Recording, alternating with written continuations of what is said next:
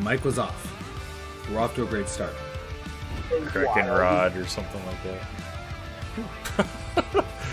Oh, okay. Apparently I was going to ride that didn't do well.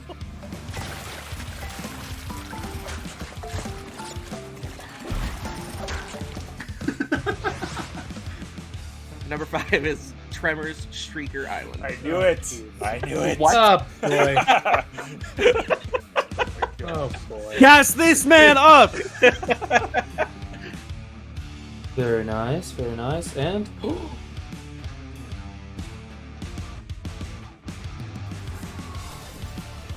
Sergeant Rescue. Oh! Oh no! What's your favorite starting Pokemon Gen 1? That's the question. And if it isn't Squirtle Squad, you're doing it wrong. And it won't just be these specific decks or even this specific format. Maybe one time we'll do Two-Headed Giant or whatever, but we're starting with like other games.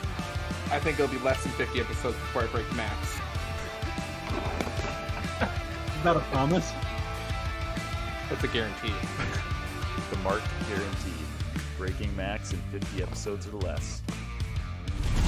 alright, we got 2 of them.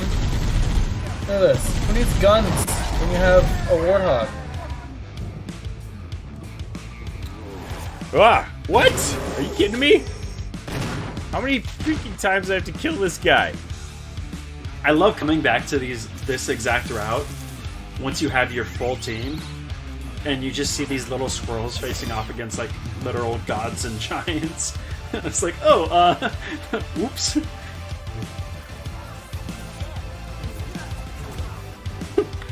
He said stop. No, I think I'll cut you in half. No. This guy down. That's right. Merry Christmas, you filthy animal. The Grey Dwarf shotgun. I can't handle that financially.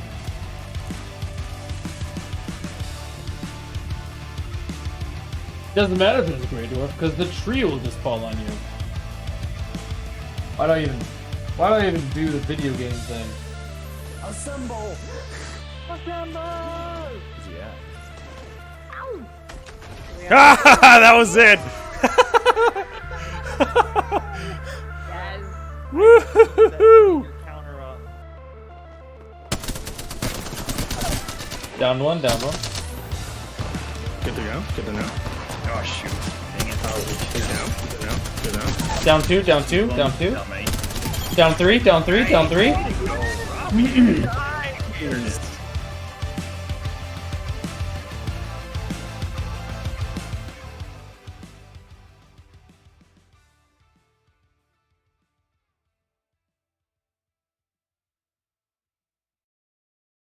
I'm not ready. Hello, hello, hello, and welcome to the Infinity Bros podcast, the only podcast that's perfectly balanced, as all things should be. My name is Isaac Edlin. I am your host. We have all 6 Infinity Bros here tonight to celebrate our Stan Lee Award 100th episode. This is wild. I cannot believe we're at 100 episodes, guys. So, immediately to my left, we have Mark Jones. Mark, how are you doing today? You're to my right. I was thrown off. Oh, I'm doing great. It might be cold in my house, but I made it. The show must go on. there you go. And then we have Max Mosier. How are you doing, Max? Isaac, thank you for having me on. Not host this episode, but be to the left of Mark and on top of Robbie. Dream scenario. Then Drinks the smallest Coke can ever.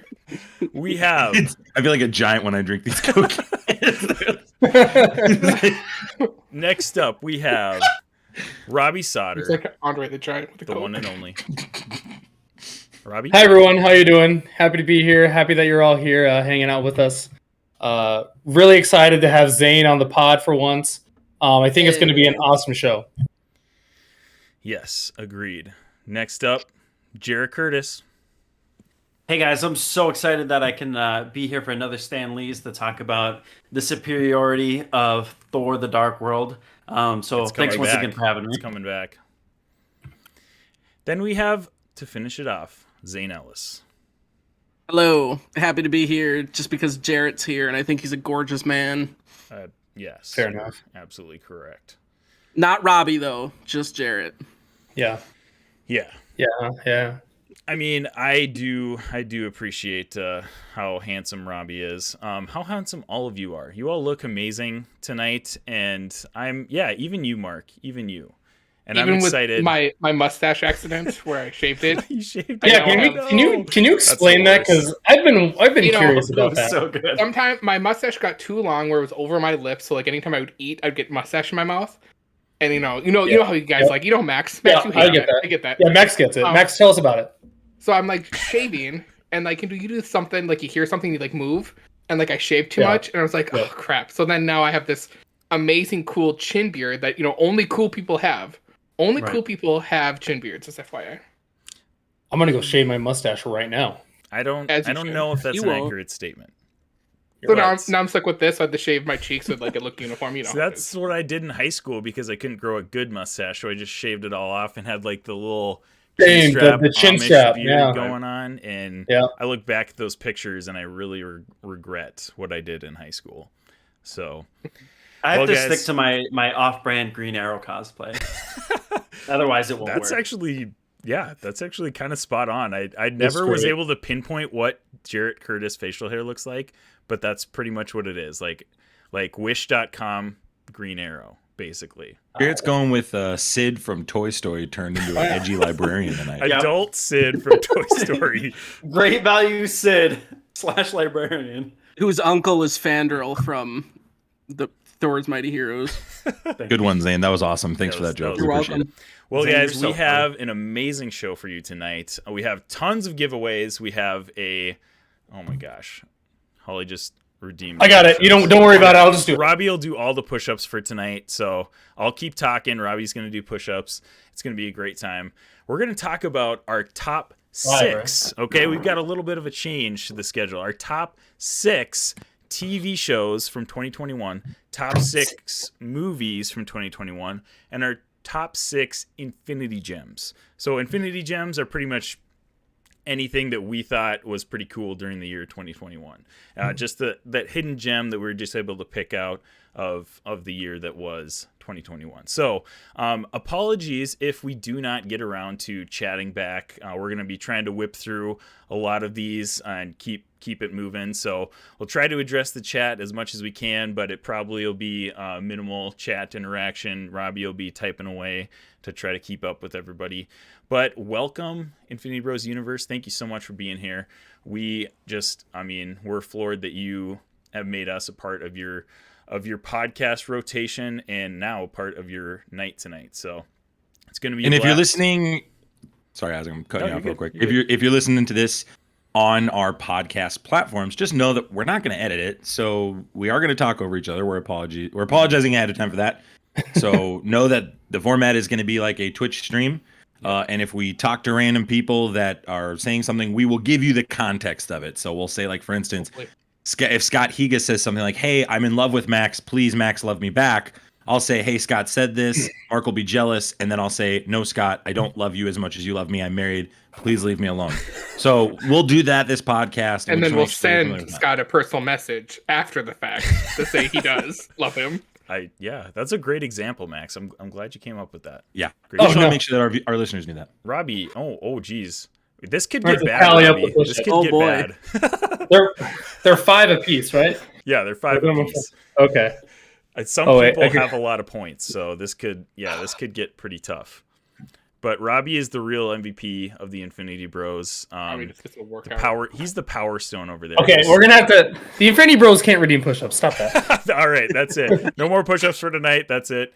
Robbie redeemed. Robbie did all of them. So, all right, guys. What do you guys think we should? Oh, first of all, we should start off. We have a ton of giveaways for tonight. So we're gonna be throughout the night doing giveaways with both a trivia question in chat or just a random you type in !ticket in chat and it'll get it all ready to go. So make sure that you guys are paying attention and type in chat as fast as possible so you can get entered in those giveaways. So Mark, why don't we do one right now? Let's start off the stream with a giveaway. All right, we're gonna do it for those Star Wars Funkos that were given away. Ooh, and the first question for the Star Wars Funkos is: was Boba Fett ever mentioned by name in the original version of Empire Strikes Back? Yes or no?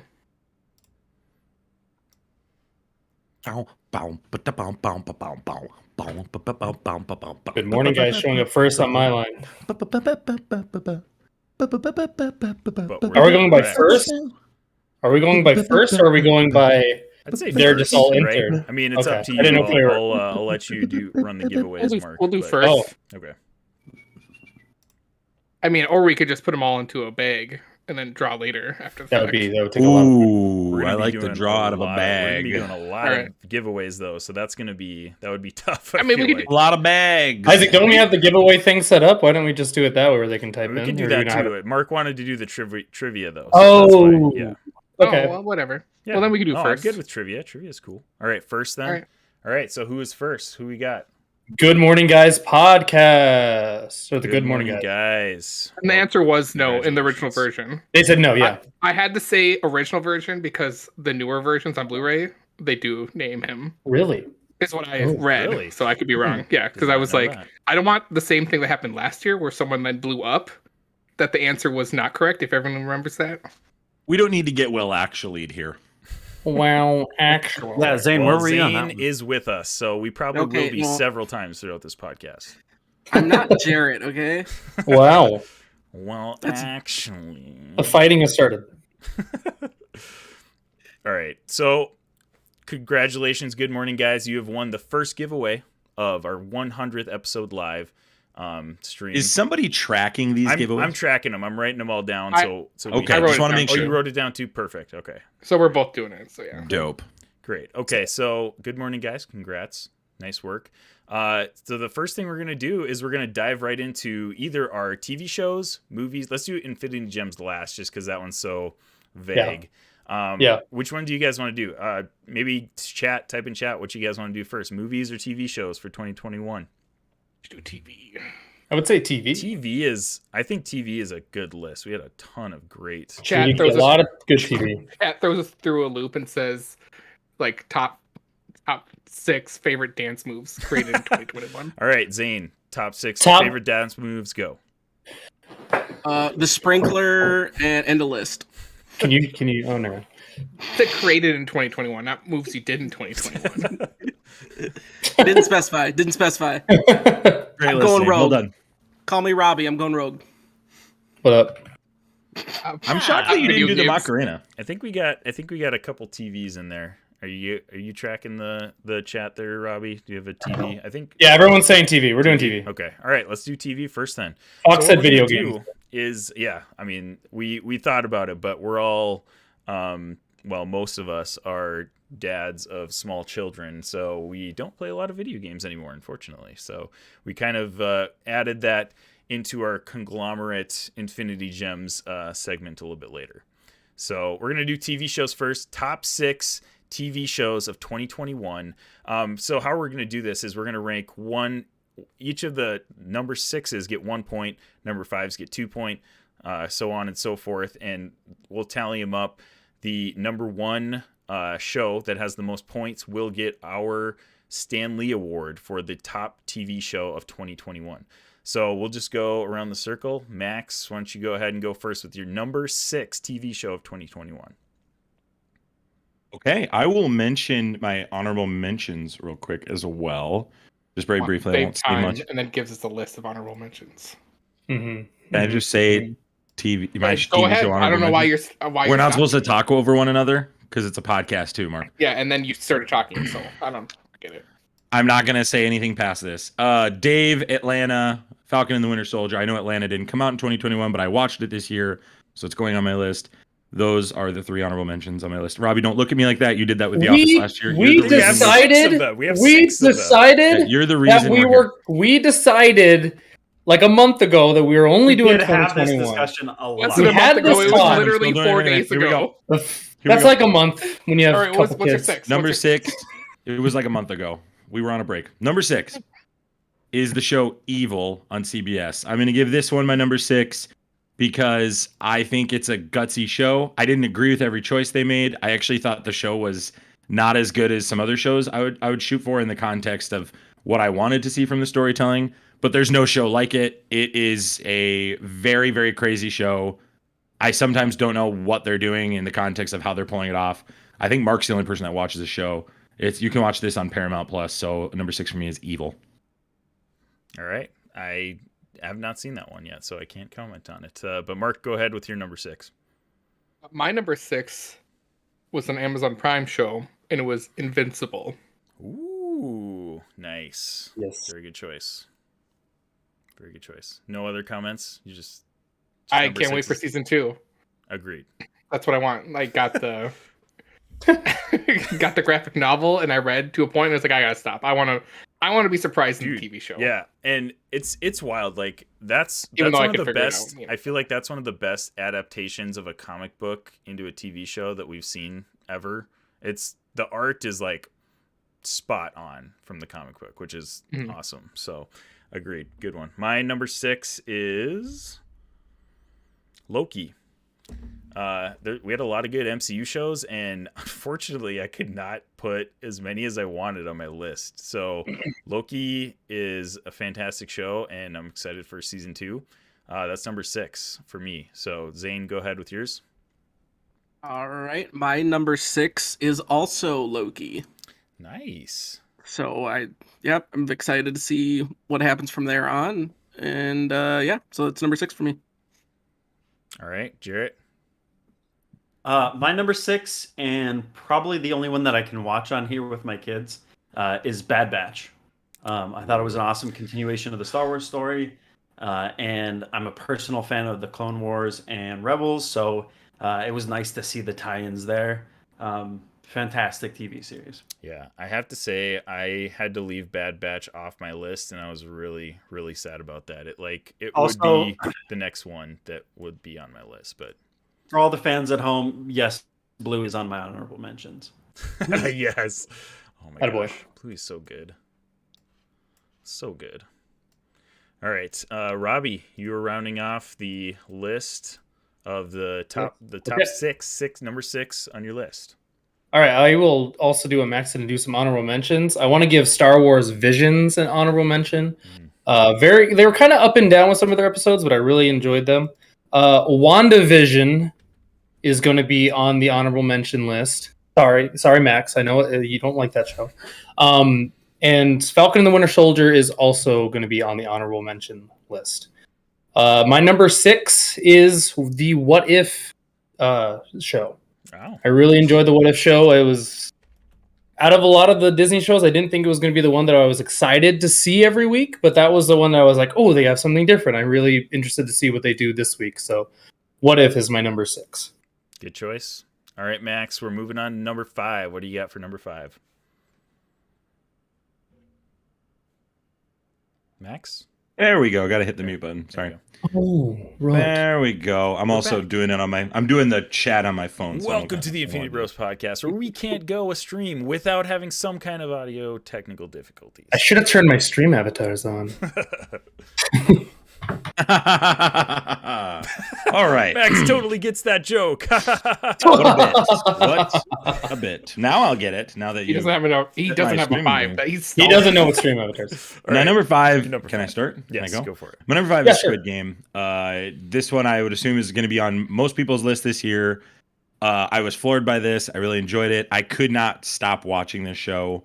And like every other show on my list, that's pretty much my whole top 5. I couldn't stop watching them. The only reason I put this below the other ones is because I'm not the biggest fan of gore, so that was a huge part of this. But it was very jarring, and it did its job. And this show is remarkable. So I'm really looking forward to season 2. So Squid Game for me. Yeah, great choice. Mark, what's your number 5? My number 5 is also Squid Game. It's Ooh, like there we go. Max peeked at my list and had to copy it almost. Unbelievable. I also found it fascinating. It was like a new toy in the toy box or shows. Just something crazy and unique.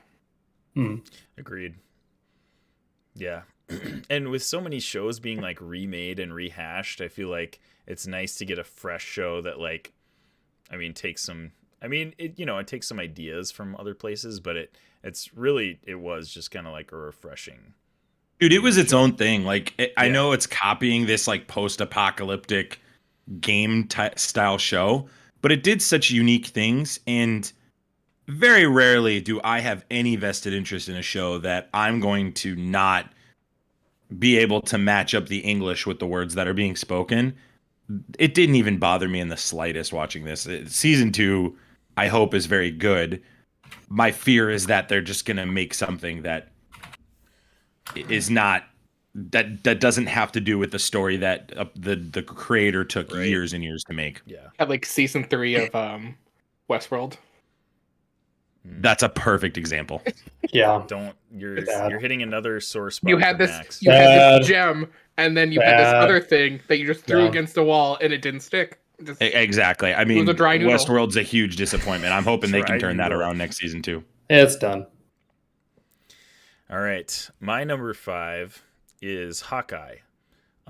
Love this show. That's actually my highest rated MCU show on my list. So, Oh. well, actually, okay, I my. misspoke. Disney Plus MCU show. So, yeah, it was a great show. I love the comic, accuracies and kind of adapting it to the MCU that we had. Jeremy Renner was fantastic. Haley Steinfeld was amazing, and I'm excited to see where she's going next in the MCU. So, Hawkeye's my number 5. Go ahead, Zane, with your number 5. All right, my number 5, a little bit of a curveball. I don't know if anyone else is going to have this on their list, but number 5 for me was actually Hit Monkey.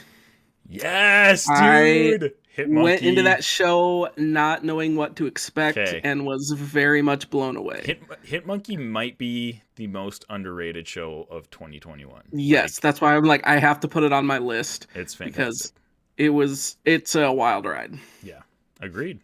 Okay, we got a Hitmonkey for number 5. Go ahead, Jarrett, with your number 5. My number 5, I actually watched in the basement of Max's house. Oh, it is Loki. This series surprised me as someone who loves Loki in the comics. I wasn't entirely sure where they were going with this, and I think it did interesting things, not just with Loki as a character, but also the overall Marvel universe. Obviously, did a big job kicking us off into Phase 4. I loved this series. Fantastic. It is not, shocker, the only MCU TV series on the list, but it was definitely fantastic. That's kiss. Yeah, absolutely. All right, Robbie, round us out with your top 5. Number 5. I really struggled with this one. It was kind of a toss-up between Squid Game and Sweet Tooth, but I think I'm going to go with my initial gut that came to my mind. So Sweet Tooth is my number 5, and they kind of pushed Squid Game off my list, I think, actually. That's unfortunate that Squid Game's not on your list, but I think Sweet Tooth is another one that's kind of like underrated for 2020. Sweet Tooth is very underrated, but like it didn't get hype. It didn't get hype. It just didn't get the hype. It was so well done though, and I really enjoyed it. I think a lot of people missed it though, unfortunately. Having no idea what Sweet Tooth was before watching that on Netflix, I loved the whole concept, but majority of the show, I wanted the Sweet Tooth to actually die. I was just just kill this kid, just let him die. He's so annoying to me. That's how I felt. That's inside. Okay. Alrighty then. Putting himself in just terrible situations. I'm just true. Just let him get captured. Yeah. And then you know what happens. Or do we? Or you don't. Or don't. I don't know. Or a lot or of you people don't. haven't watched that show. Or someone gets shot with a 50 cal sniper and no blood spatters on the plane. Whatever. All right. We're heading to our number 4. Max, you're up with your number 4. Unless Mark puts this on the list, I'm not expecting this one to get talked about. So I'm going to shift over to Apple TV real quick and talk about the morning show. This season was so interesting to me on how they were going to try to pull this one off because of what happened with COVID. And I really, really thought that they crushed this season a lot. The creators are Jay Carson and Carrie Aaron, and I don't think they're getting nearly enough credit. Jennifer Aniston, Reese Witherspoon, Billy Crudup. This show is just awesome.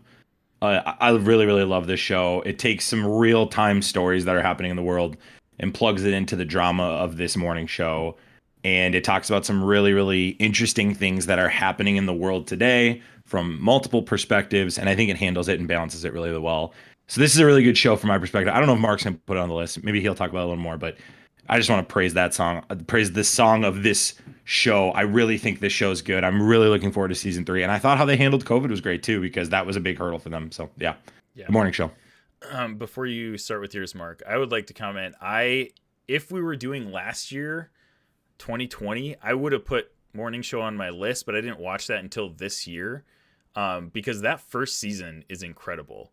I don't think the second season is as good to me. I didn't enjoy it quite as much as the first season, but it was on my bubble of my list too. So see, and I would have agreed with you, and this is kind of me plugging the show. There's a certain character that has a certain thing happen to them at the end of the second season that changes my mind, and the reaction to what happens to that character and what the people around that character or away from that character from afar feel really, really sums up what the show does well. So that was the reason it made its way in there.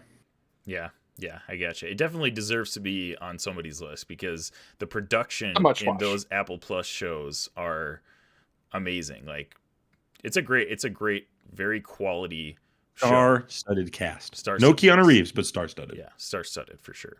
All right, Mark, go ahead with your number 4.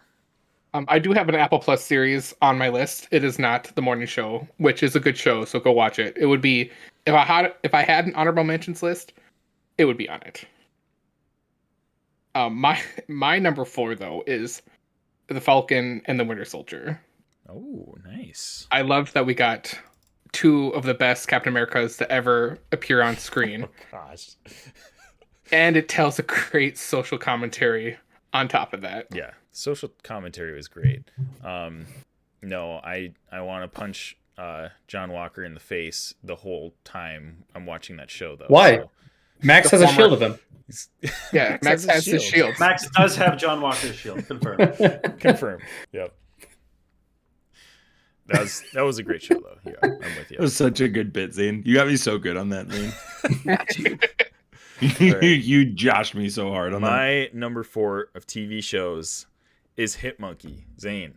Yes. I absolutely love the show, and I went in not expecting. I thought, okay, I don't know if any of you guys watched MODOK on Hulu.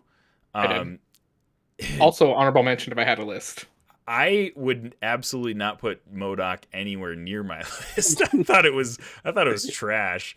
It was funny. Hilarious. It was funny. It was hilarious. But like, it just, I don't know, dude. It just was like, Marvel was just like, all right, let's try out this claymation thing. And I felt like you mentioned they were throwing stuff against the wall earlier, and that's what I felt like they were doing with this. They're like, let's just make this show the whole funny. bit with the show. Yeah, It's that was just- the whole bit yeah. though. I mean, it was funny. It was. I will say it was funny, but didn't do it for me. So I kind of was expecting that going into Hitmonkey. I was like, this is probably not going to be an awesome show, but this show is amazing, fantastic. Jason Sudeikis is great in this show.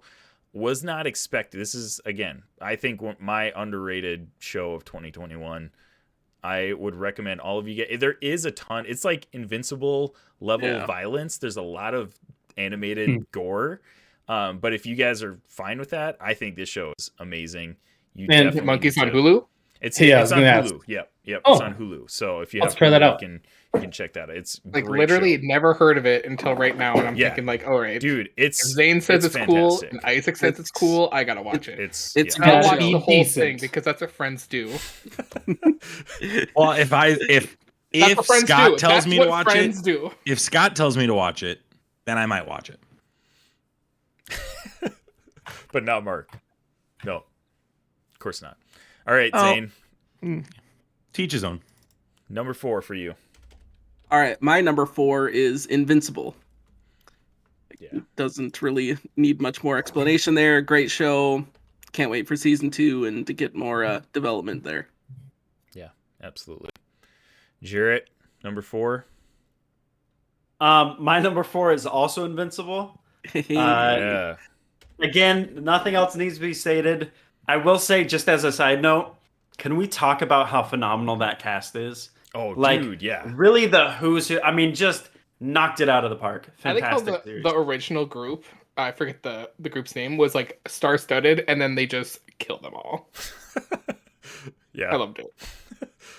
Spoiler alert. Wow. Whatever. I mean, it is like 8 months old at this point, I think. So Yeah. you probably should have That's watched like it. 4 years in 2020 time. I'm just doing it for the chat, you know. You never know. Yeah, dude, right. LJ just said 2021 was a great year for TV. Absolutely. Like, there's so many good shows, and there's some that haven't even been mentioned yet. So, all right, Jarrett. Oh, wait, you just mentioned yours. Okay, Robbie, you're number 4. My number 4 is Hawkeye. I really, really enjoyed Hawkeye. I think they did a lot of good storytelling, especially with Clint Barton kind of dealing with his past, which is something I've really been wanting the MCU to do, is kind of dealing with the depth that really goes into these characters, especially when they do like straight up murder people, because that kind of gets glossed over a lot in the MCU. So it was enjoyable for them to actually like deal with that a little bit, and I it was refreshing in that aspect, and that's what made me really enjoy it. Until they go ahead and just murder half of the dude bros in the last episode, and nobody talks about that either. Well, if they're in tracksuits, it's okay. Like, no, if they encamp and enslave an entire city for them to cathartically work through something, then it's totally fine if it doesn't have any consequences for Robbie. Yes. But if somebody kills right. somebody on another planet for a stone, then we got to have consequences. Yeah. Read a book, Robbie. Come on. Hey, Max, I'm touch confused. that. I'm confused why I'm being attacked, but okay. You praised WandaVision earlier. That's why you're being attacked. That's why you're being I put attacked. it on my honorable mention, okay? That shouldn't have been on there. Shouldn't have been on there. And I'm a little nervous that it's going to be on somebody's top 3. Oh, just you wait. Well, let's find out. Top 3, guys. Here we go. Max, go ahead with your number 3. Number 3 is Invincible, and the only thing I'll add to what's been said is this show blew me away from like the artistic animation is not really like incredible. It's kind of low budget in the context of other cartoons you watch, but it didn't matter. This show is great. Comics great. It's a great show. I cannot wait. It's called anime. Well, what's great is one of the podcasts I listened to that had Kirkman on, and he talked about like them storyboarding and like doing stuff, and they're like, Amazon's gonna let us do this. All right, let's keep doing all the gory stuff we can until they tell us not to do it. I mean, Amazon did The Boys, they let so us do it all. They have quite as much of a filter as other services, probably. Yeah, this show was bananas, and it forced me to read an Invincible comic book. Great job, Same. Great show. Absolutely. All right, Mark, number 3. My number 3 has already been named by the person over here, and it is Evil. Is my number 3. All right. From CBS Paramount Plus. Can you tell me why, Mark? Can I know why you put it so high? Because you and I talked about season 2, and I don't feel like season 2 is as strong as season 1. But what stuck out to you? I agree, but I still think it was very solid. Like, it'd be like a 1A, 1B type of thing. I love Evil so much because I grew up in the Catholic Church. So some of the stuff they go over, I'm like, that is actually real things that get talked about. So like, that's what I was drawn to, and the whole like, exorcism aspect of it is just something that like I still get like drawn to and like super interested in. So it's like, and then the actual devil like trying to insert its way into like people's lives and them basically it's a Ghostbusters in real life type of show. So that's why I feel. I don't think there's a show doing what that show's doing. Exactly. Right now. And it seems so accurate to me in both the Christian faith and the Catholic world and the real world. And it's like, and then a social commentary on top of all that. So yeah. And Katya Herbers and Mike Coulter in particular is unbelievable. What? Who else is he? What else has he done? He's Luke Cage. Luke Cage. There it is. No, I wait for him to come back to the MCU. I think he's so good in this, and he is such a this is a show with so many flawed and pun intended evil characters, that Mike Coulter is such a breath of fresh air in this show. It is such a weird show, and there are episodes that do not hit at all. That are just like I would argue they're flops. That's what I love about Evil, though, is there's some storylines where like you get like super crazy and never mentioned again. It's just like it's forgotten what's going about. on here. Yeah. But it's like, are they? I would recommend the show. So much stuff going on in there. Yeah. Anyways, I'm getting too deep into the show. I love it. So we're not going to talk about it anymore the rest of the episode. So that's why I had to ask those questions. I was like, it's so bananas. Zane, this is a show for you. Evil is a show for you. This is for the guy who loves all the crackpot theories and all this stuff. This is your show. This show is made for you, man. It sounds kind of spooky. Well, then don't watch it. Then grow up. I get told to grow up all the time when I get say things are spooky. So grow up. Just grow up, Zane. All right, my number 3 is Squid Game. I think that was one of the most well produced shows of this year, and I watched it subbed. I didn't watch it dubbed because I watched like one episode dubbed and I was like, man, I don't know, it's just like not doing it for me. But watching it in Korean was actually way better than I thought it was going to be. I was like, wow, this is like so cool to like be immersed in this. And it, like you guys have already mentioned, it just like drew you in and it was hard to stop watching it. Like, I think I watched it over the course of 4 to 5 days or something like that. And it was hard to not just start the next episode because like they did a great job with cliffhangers. And it was, again, we kind of have somewhat of the concept of this with like kind of the Hunger Games Battle Royale stuff that's been going on. But like it was, I don't know, it was a fresh breath of fresh air, I think. So Squid Games is my number 3. Zane, go for it. My number 3 is also Squid Game. Dang, bro. Yep, for all the reasons mentioned. And even still, like, it's 2021. If you can't watch, like, subtitles and follow what's going on, like, grow up, bro. Grow up. I watched it dubbed and with subtitles. Does that count? Oh, look at you. Yeah, look at you. I'm proud of you. I'm proud of you, Mark. You're so cool, Mark. You're hip and with it, Mark. At the same time, Mark? At the same time? At the same time, bro. You had him going on 2 screens? 2 screens. Couldn't get enough. That's thorough. You watched on one screen, you watched it backwards. The other screen, you watched it the correct way. Well, I'm not that crazy, bro. They collided. Smoking weed or something. I love it. 2 screen, Mark. And then I had Pink Floyd play in the background. It all matched up and synced up. Conspiracy man.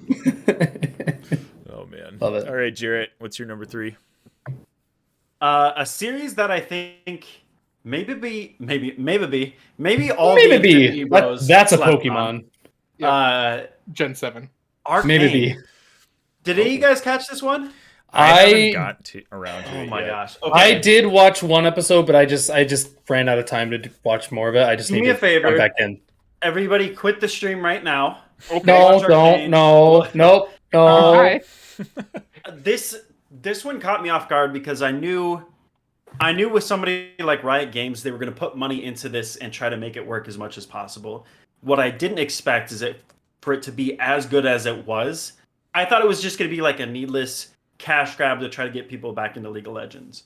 What we got was like an actually amazing story. Haley Steinfeld is in this and again delivered a fantastic performance. This was so good, guys. 6 out of 6. Do not sleep on this series. What was it called again?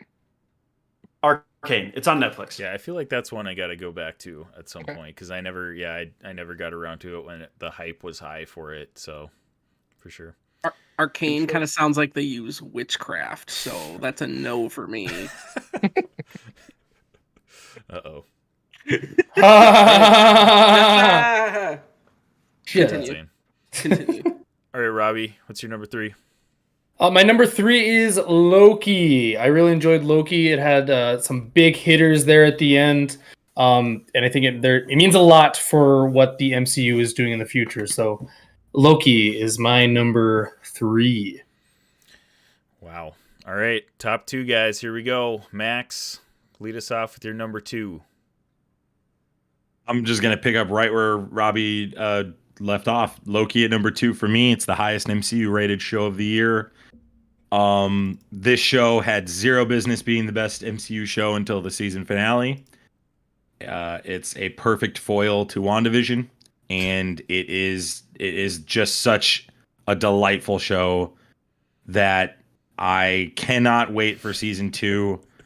I think this show is just. I think Tom Hiddleston is going to be kind of the rallier in this MCU moving forward. Jarrett and I have talked about this on a previous show, but I think he's going to be the one leading the young Avengers. I think we're going to see these older Avengers die or lose a fight or get taken, or Skrulls are going to capture them or something, or secretly invaded.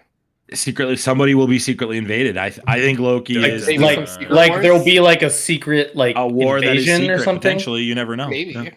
Wow. Maybe there'll be some disassemblement or something. It's hard to say.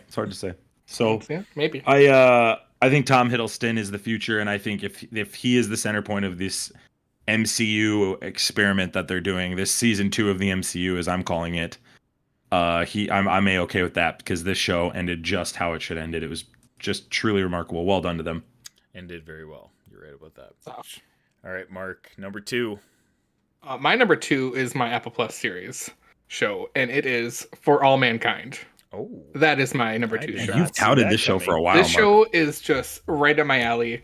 It's there's a term for it, but it's basically alternate history. You know, where like the Russians get to the moon first, the first man on the moon are Russians. So then the U.S. doesn't stop their space race. Then they build a base. Then they mine it for like nuclear energy. And in this like season 2, it's like just the space race is just turned to 11 for the world. So I love it. I recommend it. Basically, see For All Mankind, The Morning Show, Ted Lasso, all those Apple Plus series shows, top notch. So but For All Mankind's my number 1. So good. Yeah, they've been knocking out of the park on Apple Plus for sure. So my number 2 is Invincible. I thought this is probably the best comic book TV show like we've ever gotten. Like, it's amazing.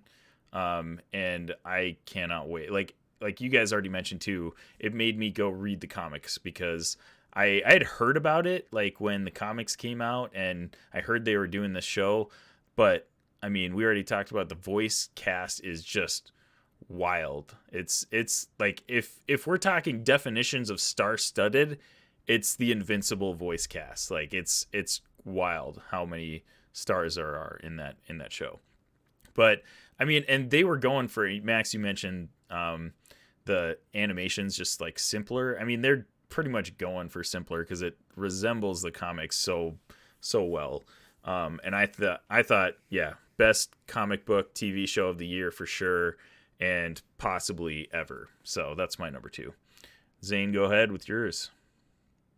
My number 2 is Hawkeye. And Ooh, Hawkeye's getting some love from us. I very much enjoyed that. The chemistry between Jeremy Renner and Haley Steinfeld was so much fun to watch. And that's definitely a Disney Plus show that I can go back and just burn through repeatedly. Like, I very much enjoyed watching that. Nice. All right, Jarrett, number 2. This TV series will come as a shock to nobody, but it will be shocking that it's at number 2 and not number 1. Hawkeye. Whoa, there's a movie. There's a TV series I liked more this year than Hawkeye. If you want to know why I love Hawkeye so much, go listen to any podcast episode I've been on for the last 2.5 years now. Hawkeye was fantastic. I could praise it to no end, but it was not my favorite series of 2021. Now I'm very interested to see what your number 1 is. Wow, crazy. All right, Robbie, what's your number 2? My number 2 is Invincible. It's just so freaking good. From the highs and the lows, you think like when you first start that show, you just kind of think it's going to be like your typical like coming of age, like superhero like show basically. And then Omni-Man goes and like kills like their Justice League basically, and you're like, oh my. Oh, this is what this is. Like, I didn't look at the ratings when I watched this. It's a good thing I like didn't watch this. Like the first 25 minutes, I'm like, I could watch this with Grayson. And then it's like, I can't watch this until like 10:30 at night. Did you watch that first episode? No, I did not. I'm so Scarred happy for I didn't. life But now, jeez. But goodness, like I was like, this is pretty good. It's enjoyable, and then everyone dies, and there's a lot of gore. And then that just carried throughout the entire series, and it was fantastic. A very solid number 2. I think had something else not come out the last month, it would have been my number 1. Dang. Yeah, it's getting a lot of love from us on our list for sure. So, all right, guys, here's the moment of truth. The number. Before we do a number 1, should we do another giveaway? Yeah, sure. Let's do it. All right. Giveaway time. Giveaway time. All right, these are for the Seinfeld Funko Pops. All right. Your question is, what? Can I enter this? You can. Are you a big Seinfeld guy? Love Seinfeld. Really? Love Seinfeld. Oh, I could get you some gifts. Who does Newman work for? Oh, Mark, come on. I know the answer. I know you do. Oh. Just let the chat answer. Hello, Newman. Who does number 2 work for? The best episode is the one where Kramer walks in, slaps the money on the table, and goes, "I'm out." You know that episode. You know what I'm talking about. Yeah, that's a good episode. I love that one. It's a brilliant episode. Brilliant. Like, great. Yeah. Expertly done. Great visual effects too. Like Thor: The Dark World. Some would say that they're like they're like the Thor: The Dark World series. Yeah. Yeah. Do we have a? We've got a couple answers. Is it USPS? Yeah. Yes, it is the United States Postal Service. Matt. Hey, Matt, let's go. All right, Matt wins the Funko Pops of Seinfeld. All right. Anyone else think it's weird that Matt knows everything about everything? Dude, I feel like there's not a single corner of a sitcom aficionado. Like, I expect him to know that one. Like the dude knows anime, he knows wrestling, knows video games. He does. You're right. I'm convinced Matt is just like 3 geniuses in a trench coat. Well, like little baby geniuses, and they like. Oh, yeah, they just like stand on each other's shoulders. Just ask him out. Like, interesting. I like that. All right, number 1s, guys. Here we go. Max, hit us with your number 1 TV show for 2021. This is a landslide to me. Loki's the only thing that comes close because of how Loki ended, but no show, day in, day out, every single episode gives me the joy, satisfaction, and storytelling of Ted Lasso. It is the best show I'm watching right now. I have a very difficult time not saying it's one of the best shows ever made.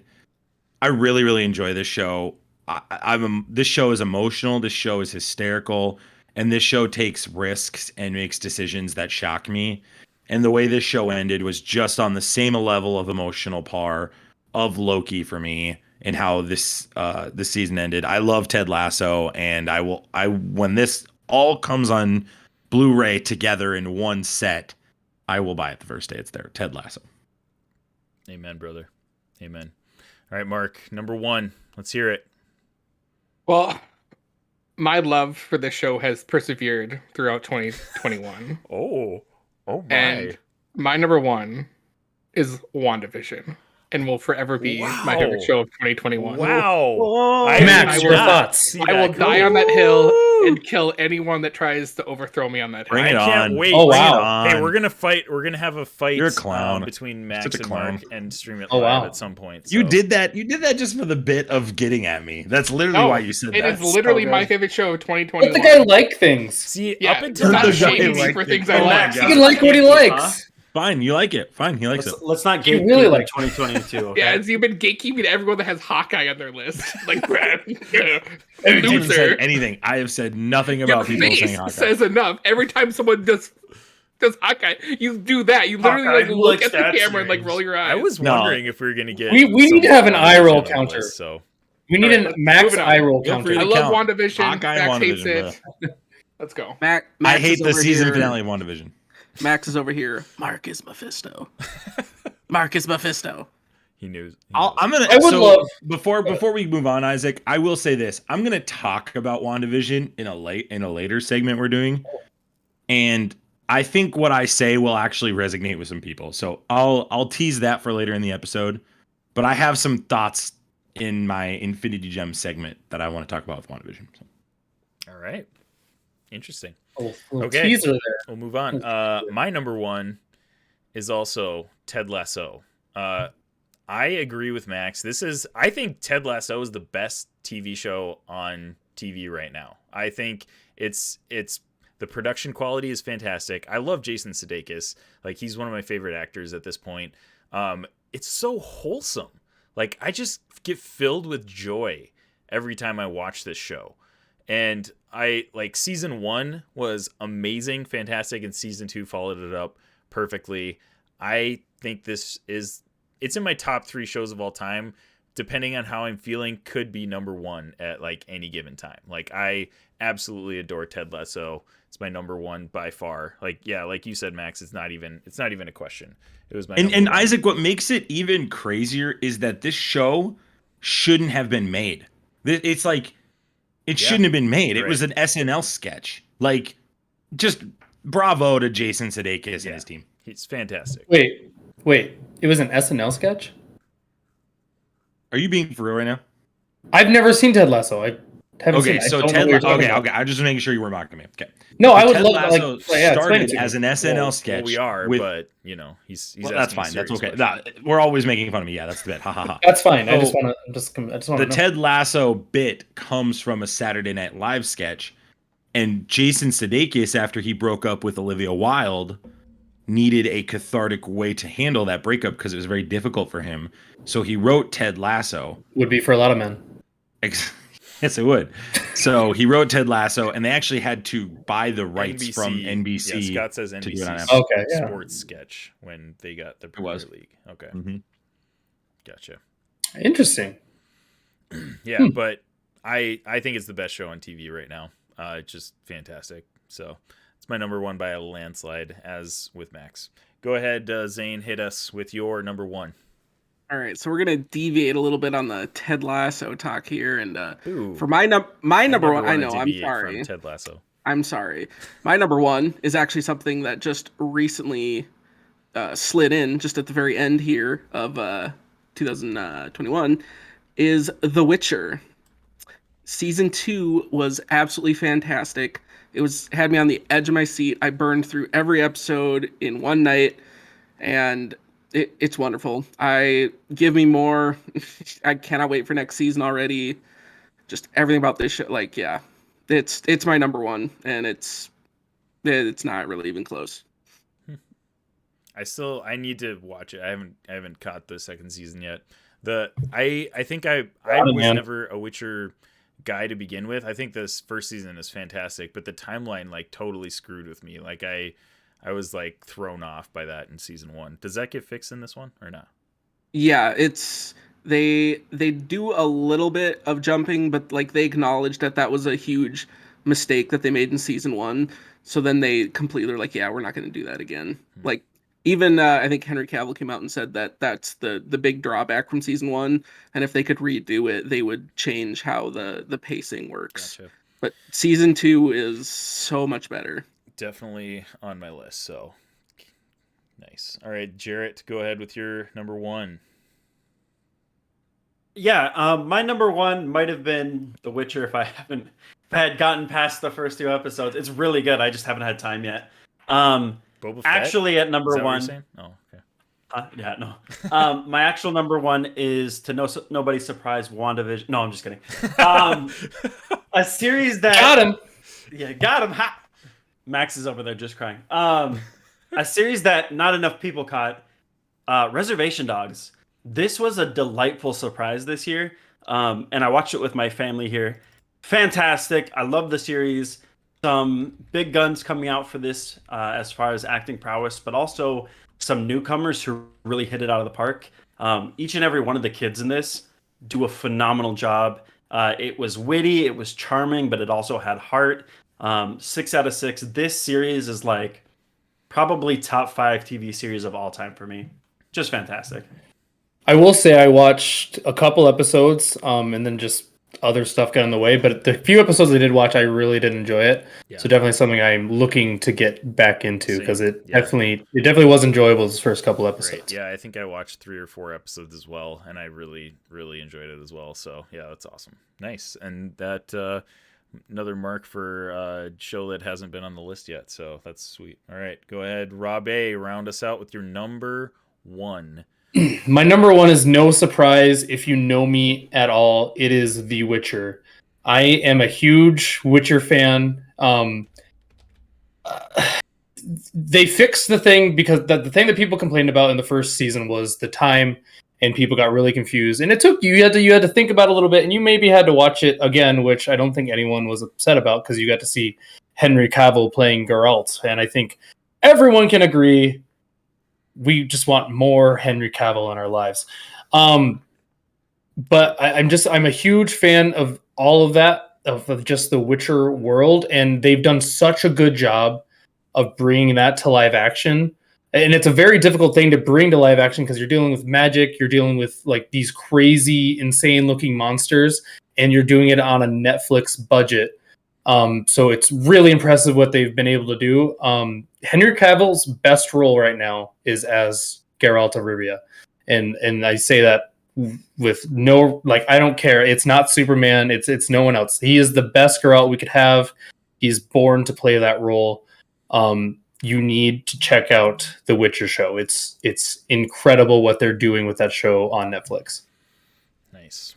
Yeah. I that's kind of like my, if I was to give a regrets top 5, I wish I could have gone back and watched these 2 seasons. You guys have spoken so highly on it, and I'm a huge fan of Henry Cavill. So I'm definitely going to check this out, Robbie, because you and Zane have been touting it, and it looks good. Henry Cavill also is super passionate about it, which is really incredible.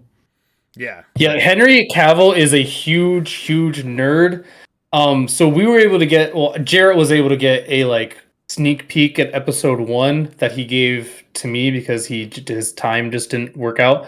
And then after that episode, you actually got like a live Q&A with Henry, which I don't know if it was pre-recorded or not. But he like goes off on this tangent about all like the all the stuff that he's written that's just fan fiction that he just writes. Oh my gosh, that's amazing. And that he does that for like Warhammer and D&D.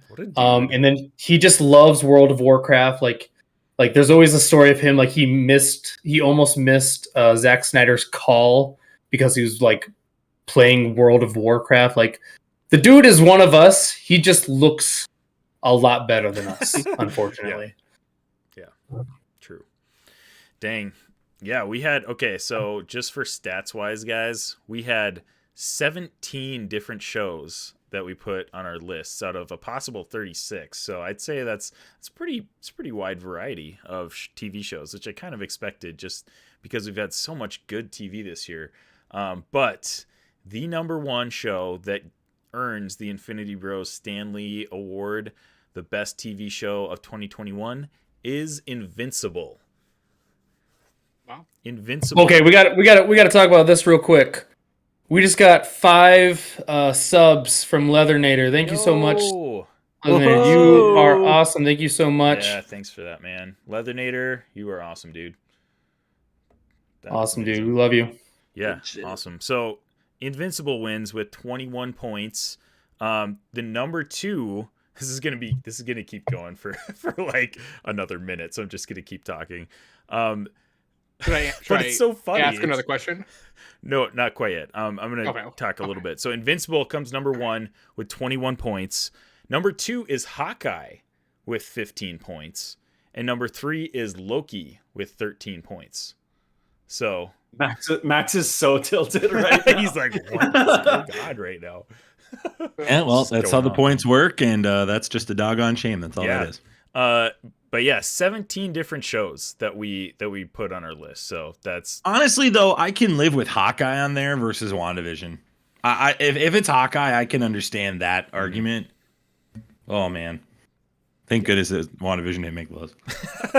Mark was the only one that put WandaVision on his list. Even like, well, I'm glad that Mark liked it. But we're Mark... WandaVision haters. We're a WandaVision hater podcast. That is not true. That is not true at all. That is such baloney, Isaac. I am the WandaVision. Max is a hater. Yeah, knock that off. Right. Cut that out. That is my role. Put it on their list. That's his bit. Yeah, because they all know it's not good. Because they know it's not good and they don't want to admit it.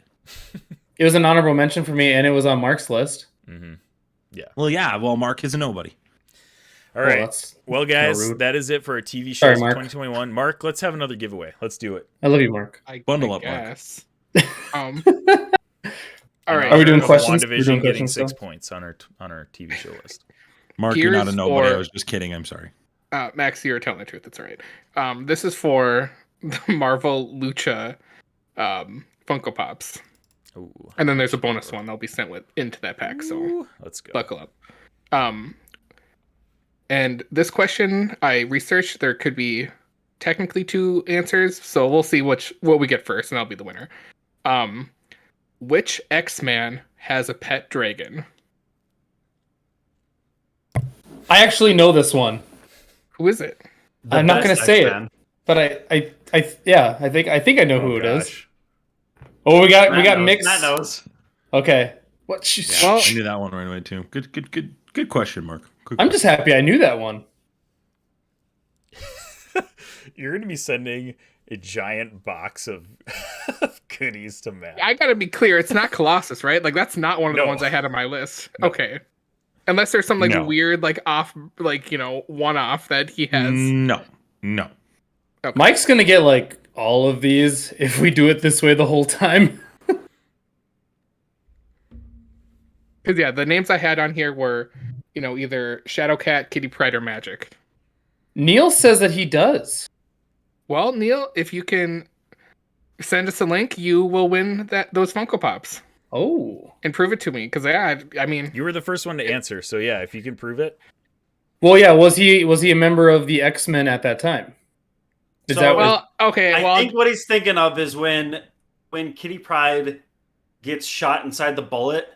I think Lockheed goes with Colossus for a little bit, but that's not his pet. Anyone read the Astonishing I know what you're talking X-Men about. me? I have no idea. Your guess is as good as mine, guys. Man, I don't know what to do here. Yeah, so Colossus goes to Otherworld. Not Otherworld, what the heck is it called? Outer World, maybe. And then Kitty Pryde has to phase a bullet through the earth, and it's a whole thing. But and then she gets. Yeah, it's still Kitty Pryde's. But aren't they married though? So couldn't it be their pet technically? In that No. I don't think they're a technicality here, maybe. I don't even think they're together at that point. I'd have to go back. That whole run was wild. Yeah, he's saying it's their pet. We will do some more research, and if we figure out, we'll put both your names down. Yeah. And okay, so are we deciding and just hand them back? Yeah. So if they're married, if they are in fact married, it will go to Neil at that time. But if they're not, it's Kitty and it goes to Mike. Is that what we're doing? It's got to be Kitty. All right. Well, I love you, Neil. I will send you a heartfelt written love letter, but Colossus just feels right. You said that on live stream, so now you have to do it.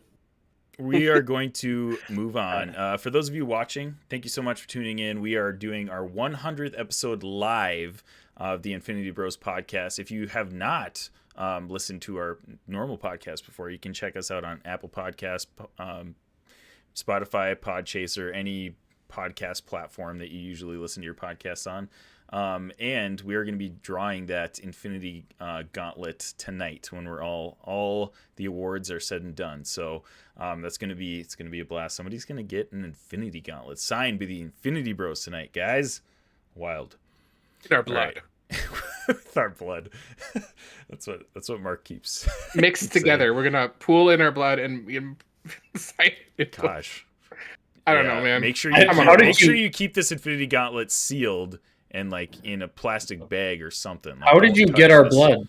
I already have it. Moving on. Next list. All right. Top 6 movies of 2021. We're gonna reverse the order. So go ahead, Robbie, with your number 6 movie of 2021. Okay, are we? I have a lot of honorable mentions for this list. This list was if you have very honorable hard to mentions, do. go for it. Yeah, throw them. Okay, I can do the honorable mentions. Okay, good. Okay, America the Motion Picture. Did anyone else watch that?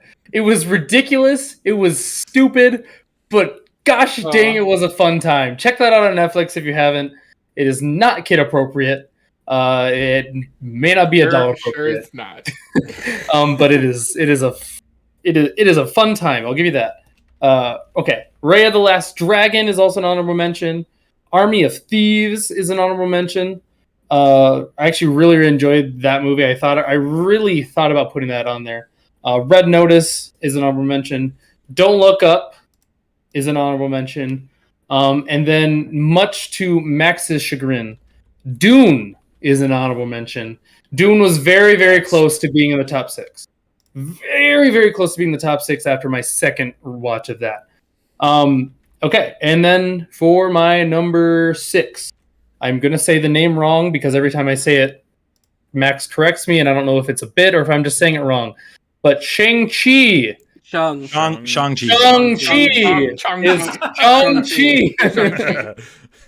Is my number 6 movie of the year. Shang-Chi is the movie I'd like to celebrate. This is I was listening to the radio one night after it was probably like a week or two after this movie came out, and it was South Dakota radio station, and they literally said Shang-Chi. Oh wow! Oh my gosh, were we listening to the same radio station at the same time? Maybe. Probably. I heard that and I was like, you have got to be kidding me! Like, just mind blowing. But anyways, hit us with your actual number 6, unless you have more honorable mentions to. That was my number 6. Oh, that was your number 6. I thought you were saying that was on your honorable mentions. Okay. No. I said before Isaac, I said it that it was my number 6. Can you just let it be his number 6, Isaac? Okay. All right. I'll mark it down. Okay, go ahead, Jarrett, with your number 6. There was a lot of good movies this year, and I had a lot of honorable mentions. Encanto was my probably number 7. If I did 7, Encanto would be on there because the music is phenomenal. Number 6 is Raya and the Last Dragon. This I watched probably 1,000 times with my boys. They cannot get enough of it. And it's one of those that I can continue to watch and not hate myself. Very few kids' movies do that. So 6 out of 6, this was fantastic. Scott wants me to say Encanto. There we go. That's the cool way to say it. Encanto. Let's test Encanto is a great movie. Spain. Hey Max, how do you say that? Encanto. Yeah, how do you like? This was Spain. It's a Colombian film, but go ahead, Max. All right, Zane, you're up. All right, Zane, yeah. Hit us with your number 6. All right, my number 6, just because it was fun. I don't care what anyone else's opinion is. My number 6 is Mortal Kombat. Wow. Okay, I did not expect that to be. It was just a fun movie. Credit Zane for that. I'll give you credit there. Thanks, Max. Hey, congrats! You got credit from Max. I don't know what that means, but you got credit. Like, whose lines it anyways? The points don't matter. True. Yeah. All right. My number 6 in movies is Zack Snyder's Justice League. I'm actually shocked that I even put this on my own list because Justice League is atrocious. It's really bad. But Zack Snyder's Justice League made it a solid movie. If he could somehow figure out some way to make it less than 4 hours long, then we're talking like really good movie. Art. But anyways, that is my number 6. Mark, go ahead. I had some honorable mentions. I'd like to mention Matrix, Resurrection, Shang-Chi, Halloween Kills, Black Widow, Army of the Dead, and The Suicide Squad. All right. My number 6 is Bo Burnham's Inside. That is my number 6. Man. Oh, I didn't count that as a movie. And you I didn't count that as a movie either. Oh, didn't you? Big bang. Mark, I'm just gonna go right after you. That is my number 6 as well. Well done. Wow. Nice work. Look at gentlemen. us. Who would have thought? Well, and Mark, I don't. You two are adorable, by the way. Here's the thing about this movie, Mark. This was like a social, like cultural moment too. Oh yeah. Like it felt like you watched it and then for a month you kept lived it. living it. Exactly. Honestly, it was really good. If I'm counting that as a movie, it bumps off Snyder's cut for sure. Like that. No, you can't. You already went. I know. If you're gonna switch your list, you better hope that someone else says something before you're up. Yeah. Right. No. Yeah, My that's turn? fine. That's fine. I already marked it down. Can I say my honorable Zack mentions? Snyder's Can I at least say my honorable Fine, mentions go, before I... Max. Fine. Absolutely Just do it. not. No. Number 6 is Inside. Ready. Jerry, be quiet. Honorable mentions, Mark. I would also echo the Suicide Squad. I'll say Batman: The Long Halloween Part 1 and Part 2 were really good. Those were fantastic, especially Part 2. Coda is a tremendous movie. Check that one out. Very emotional, very heartfelt. Ride the Last Dragon and The Little Things. The Little Things on HBO with Denzel Washington. Yeah. That came out right at the beginning of the year last year. It was like January. It was. It was really, It was really one of the good. first shows on HBO Max. Yeah. Yeah, it was really good. Really good Goodness. ending. I really like with Leto did a tremendous job. Yeah, but Inside, Mark, I'm with you. I really struggled with my top 6. Inside to me could go as high to me as number 3. It was really good. I really enjoyed it. So good pick. Yeah, absolutely. All right, moving on to our number 5s. Robbie, what you got for us? My number 5 is Batman: The Long Halloween Parts 1 and 2. If you've ever read Batman: Long Halloween comic book, you will definitely enjoy this movie. They decided not to take their own liberties with it, which they've been doing a lot of in the DC animated runs, which has been super frustrating because they're ruining great comic books by doing their own spin on things that are already perfect, which makes no sense. But with The Long Halloween, they kept it to the comic for the most part, and it was very, very well done. Go check it out. I believe you can watch Part 1, Part 2 on HBO Max. Nice. All right. Go ahead, Jarrett, with your number 5. Number 5 was one that kind of caught me off guard. I wasn't expecting to like it as much as I did. It is done by the same people who did Into the Spider-Verse. It is Mitchell's versus the Machines. Again, my list is a lot of shows I watched with my boys this year. This one is heartwarming and charming, has a phenomenal animation, great writing team, and really was just a lot more fun than I was ready and expecting. Nice. All right, Zane, what's your number 5? All right, my number 5, and I'm guessing I'm probably the only person who has this, but it was a wild little James Wan film called *Malignant*. Oh yeah, you're definitely no. Maybe It, see Mark yeah, I doing mean it, maybe Mark possibly, but yeah, that movie was wild. Like I went into it and I was like blown away because I was like, this is a very unique idea for a movie, and yeah, I was just very shocked by, especially like the last half hour. It was just like, what did I just watch? So *Malignant*, number 5. All right, my number 5 is one that I just thoroughly enjoyed. It's not on my list because it's a great movie, but I had so much fun with it. It is Willy's Wonderland with Nick Cage. It's one of the best B horror films I feel like I've ever watched. Like Nick Cage does not say one word this entire movie. He just is just dripping with charisma. It's fantastic. I absolutely love this movie. Laughed my way through the whole stinking movie, and it actually got me to play Five Nights at Freddy's later this year. Probably wouldn't have played that without watching that movie, honestly. So yeah, it's Nick Cage shows up and Isaac's all for it. I'm all about Nick Cage. All you guys in. already know that. So yeah, top 5 no matter it's what. an Nick Cage is in advantage it. Top 5. It's an advantage that movie has from the get-go. Isaac, what are you going to do Unfair. when Nick Cage and Keanu Reeves team up in a movie? Oh man, that's gonna be like my whole list. I'm gonna list the same movie 6 times for my whole entire list. So that's my For Holly's sake, I pray that day never arrives. agreed. All right, Mark, what you got for us? My number 5 is Zack Snyder's Justice League. One could say Zack Snyder finally does justice for this film. Even though it's a 4-hour long cut in 4 parts, it was well worth it for me. to actually get the good Justice League movie. Because when I saw this in theaters the first time, when Josh Whedon had his fingers in it, I hated it. When I left, I was like, this is a terrible movie. No one's going to like this movie. And I was right. So there it is. I love that you intentionally day. mess up Whedon's first name all the time. Is it intentional though? Because I swear you started saying Josh and you like early on I couldn't tell if you knew it was Joss or I'm intentionally disrespecting him as a person. So. All right. I love it. Did you start it's a great doing that, bit. or was that like?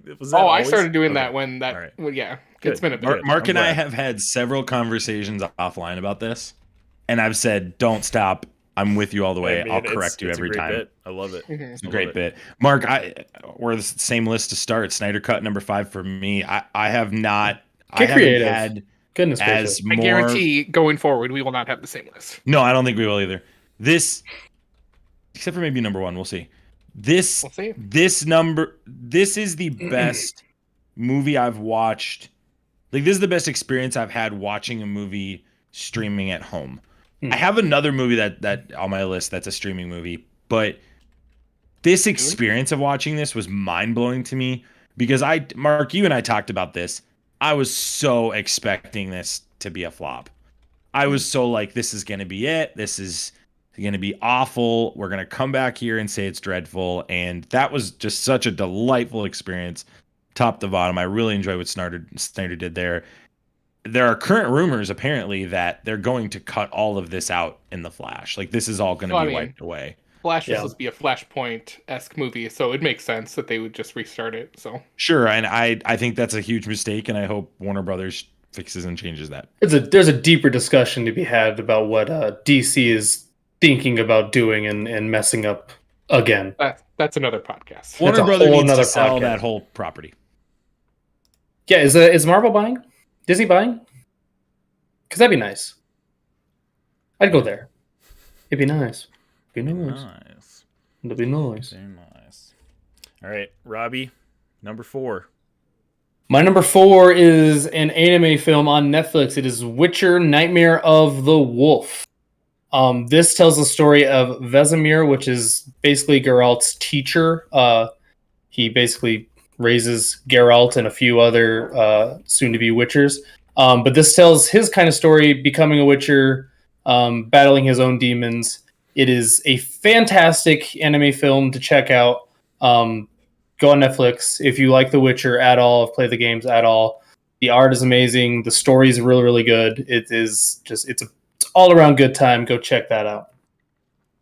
Very nice. Jarrett, hit us with your number 4. Yeah, before I get to my number 4, I just wanted to point out I haven't seen the animated Witcher yet. I have seen like the pictures of it, and it is weird how different Vesemir looks in the animated one versus the live action TV series. He's like really handsome in the animated series. He's a good looking guy. Yeah. At number 4, and one that I think will shock a lot of people, Dune. I loved this movie. Wait, are we on 4 or 5? Hold on. 4. We're at 4. We're on 4. Oh, okay. Sorry, we're on the turn. Forgive me. I know Dune was hit or miss with a lot of people. I loved it. I thought it was fantastic. The fact that Oscar Isaac finally gets to act in a movie that he isn't like horribly written in was really nice to see. Have you not seen Ex Machina? I have not. Absolutely phenomenal. Surprised me. I love this sort of political intrigue that goes into Dune, and I'm excited to see where they go from here. Timothée Chalamet did a fantastic job. All in all, phenomenal. I'm excited for the next part. Yeah. Nice. I think Dune was definitely an honorable mention for me. I don't know. It was like the cinematography in that movie is probably one of the better movies I've seen in a while. Dude, so, when they like get raided or whatever, and they're just like these giant ships being blown up, like it is beautiful what they do with that scene. And the score also is fantastic. Like it's almost like an art sci-fi film. Right. Yeah. It seems like artsy for sure. Yeah, for sure. So Zane, is it your turn to go your number 4? Yeah. It's on me. It is his turn. It is my turn. All right, you're up. My number 4 is kind of, I guess, a redemption film, if you will. I don't know. The Suicide Squad. That, especially from the turn of what we had from 2016. So then James Gunn was just like, all right, we did it with Guardians of the Galaxy. Take this ragtag group, and I very much enjoyed that movie. I thought that was a good way of doing it, taking those characters. So yeah, the Suicide Squad is my number 4. Very nice. My number 4 is Shang-Chi. So, yeah, I mean, we already talked about it a little bit. Great Marvel movie. I feel like it was a little different from some other Marvel movies that we've been seeing. Loved all the kung fu parts of it. Man, it was a great movie, and it was funny at the same time, and it didn't like. I think Marvel does a great job of that. Like, it was funny, but it didn't really derail the movie by how funny it was. Like, it fit pretty well in the scope of the movie. So, yeah, really, really enjoyed that movie. Definitely my number 4. So, Mark, go for it. My number 4 is also the same as Jarrett's. It is Dune. And what I'll add to what Jarrett said, it's one of the few movies that I watch at home that I actually wish I watched in theaters. I feel like that would have a way better theater. Absolutely. I wish I would have seen that in theaters. But still loved it. For sure. Top to bottom, ready for part 2 and 3, and the infinite amount of Dune, stories they can tell. So, I'm buckled up. Nice. All right, Max, finish us off with your number 4. I'm going to go with you, Isaac. I'm number 4 for me is Shang-Chi. Really enjoyed this. I really am excited for this character to have more stakes in Marvel, not just the MCU, but I think comic books are going to see this character take more of a limelight. I think it's ready for that. I think it was a bold choice for Marvel to care so much from this comic book character being so, for lack of a better way of saying it, the portrayal was very racist when it first came out. And it was just not a good take on how to do this character. And I think it really handled that well. And I credit everyone involved in this production. I think it was a really, really great movie. And I didn't like the Trevor bit in it, but that doesn't derail me from the rest of it. I really, really enjoyed this movie. You didn't like the Trevor bit in it? I thought... No, I hated it. To this day, I still hold. I hated it. I liked his little buddy, Morris. I liked Morris. Yeah, but Max can't let people enjoy things. What if he was? Jared not hates in... when toys. Jared hates when toys come alive. Right. What if he was backyard. not in Iron Man 3? Like what? If he was just a random that's like character. the whole point. The whole point is that he was in Iron Man 3, right? If he was just a random character, though, like what would you have like changes? If he played the exact same thing, he just wasn't in Iron Man 3. Like it was dumb. It was dumb the whole way, and I hold that. I don't agree with that. I think he was funny. I'm sure you do. I also thought it was funny. Yeah. You also like Morris was great too. So Morris was great. Morris is adorable. Yeah, agreed. Glad we can agree on something. All right, Robbie, number 3. My number 3 is the Suicide. Oh, sorry, not the Suicide Squad. It's not the Suicide Squad. It's Suicide Squad because we don't want to think about that old Suicide Squad movie. I think it is the Suicide Squad. Are you sure? I'm pretty sure it's just Suicide Squad. I'm pretty sure It's actually. Is it the? It's an it's a the. Can we get an actually? Was the first one Suicide Squad? The first one was Suicide Squad. Okay, so it's the Suicide Squad, the one that we were supposed to. I thought okay, like I a flipped it big the wrong DC way. guy like yourself would be able to, have. Well, I'm the number 2. As a resident DC fan that was here, so yeah. Mark corrected me because he's the number 1 and I'm the number 2. So Robbie is the fan, guys. of DC. Okay, I just had a brilliant idea that I need. We need merch for this. We need to have Zane drawn in the same style as the actually like cartoon guy. Actually, yes, we should get a Comics on the Cross on that. Yeah, let's get the Art of the Hero on. That's a great idea. Can we commission that? That's a great idea. I'm all for no. How about no? Well, you don't have a say in it. I'm more into commissioning it. If Cross is listening, you know what to do. Nobody asked you, Zane. The Suicide Squad is my number 3. They obviously got rid of all those characters in a very fun way at the beginning by killing them all off that we didn't really need. My only gripe with it, there was quite a bit Harley Quinn that I could have taken some of that back.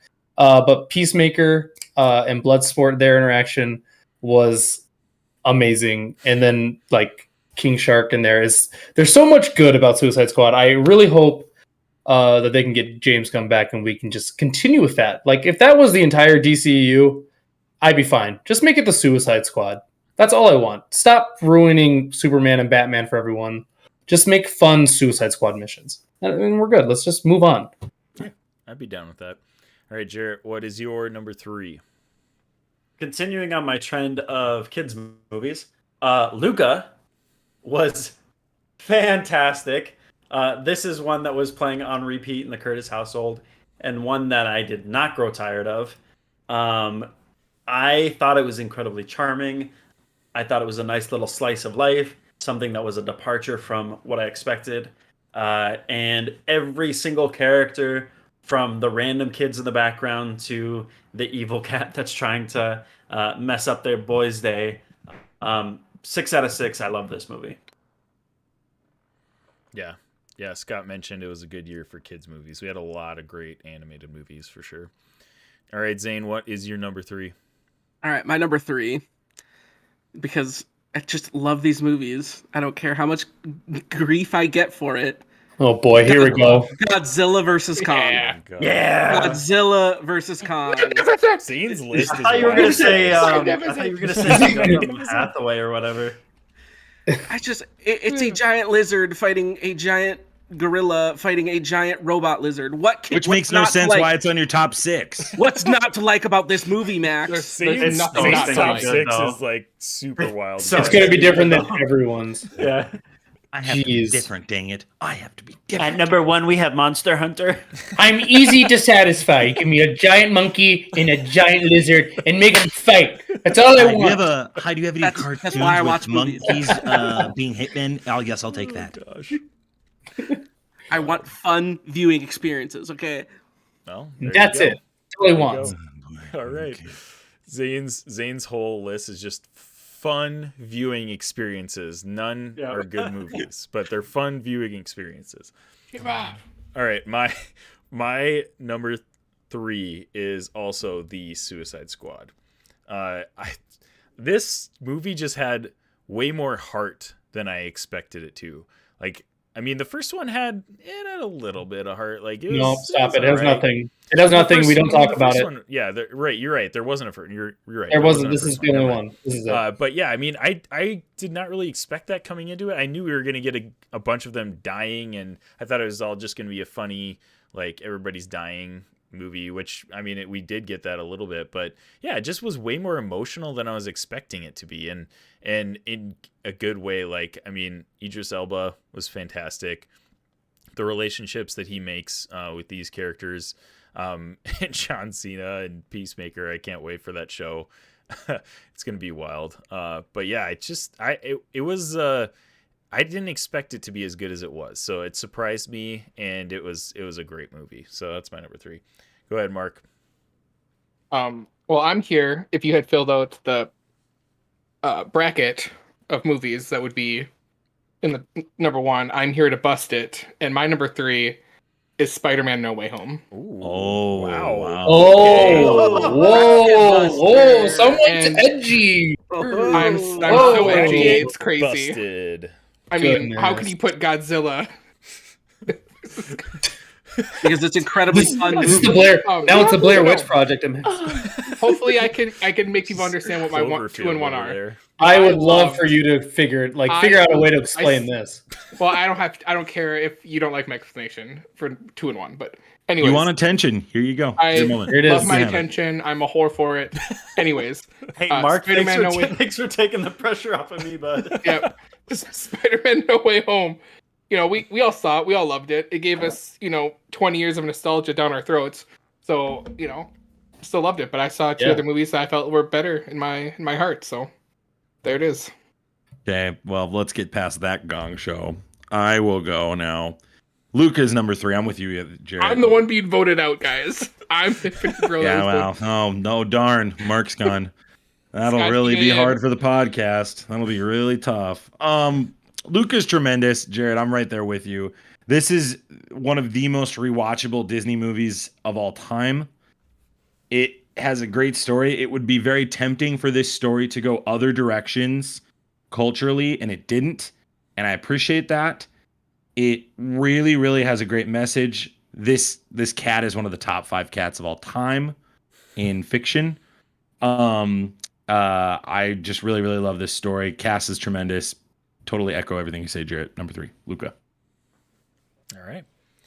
Robbie, number 2 on your best movies. My number 2 is Zack Snyder's Justice League. I don't think anyone was surprised by that.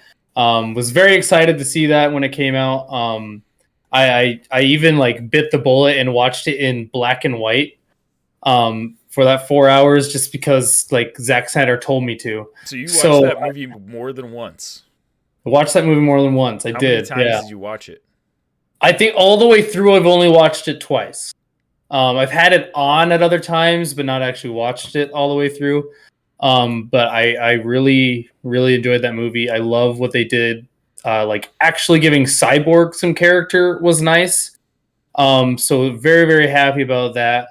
And then what they did with the Flash, like making him a useful part of that world, was big. So there's a lot of things that they rectified.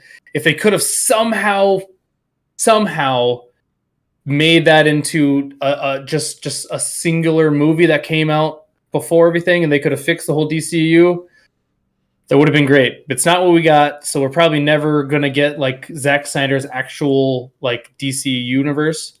But I'm happy that we got this, and I can now say what if and kind of be like, whoa, we could have had some good stuff, and now sounds like the DCU is going down the toilet, unfortunately. But it's my number 2. Had no choice.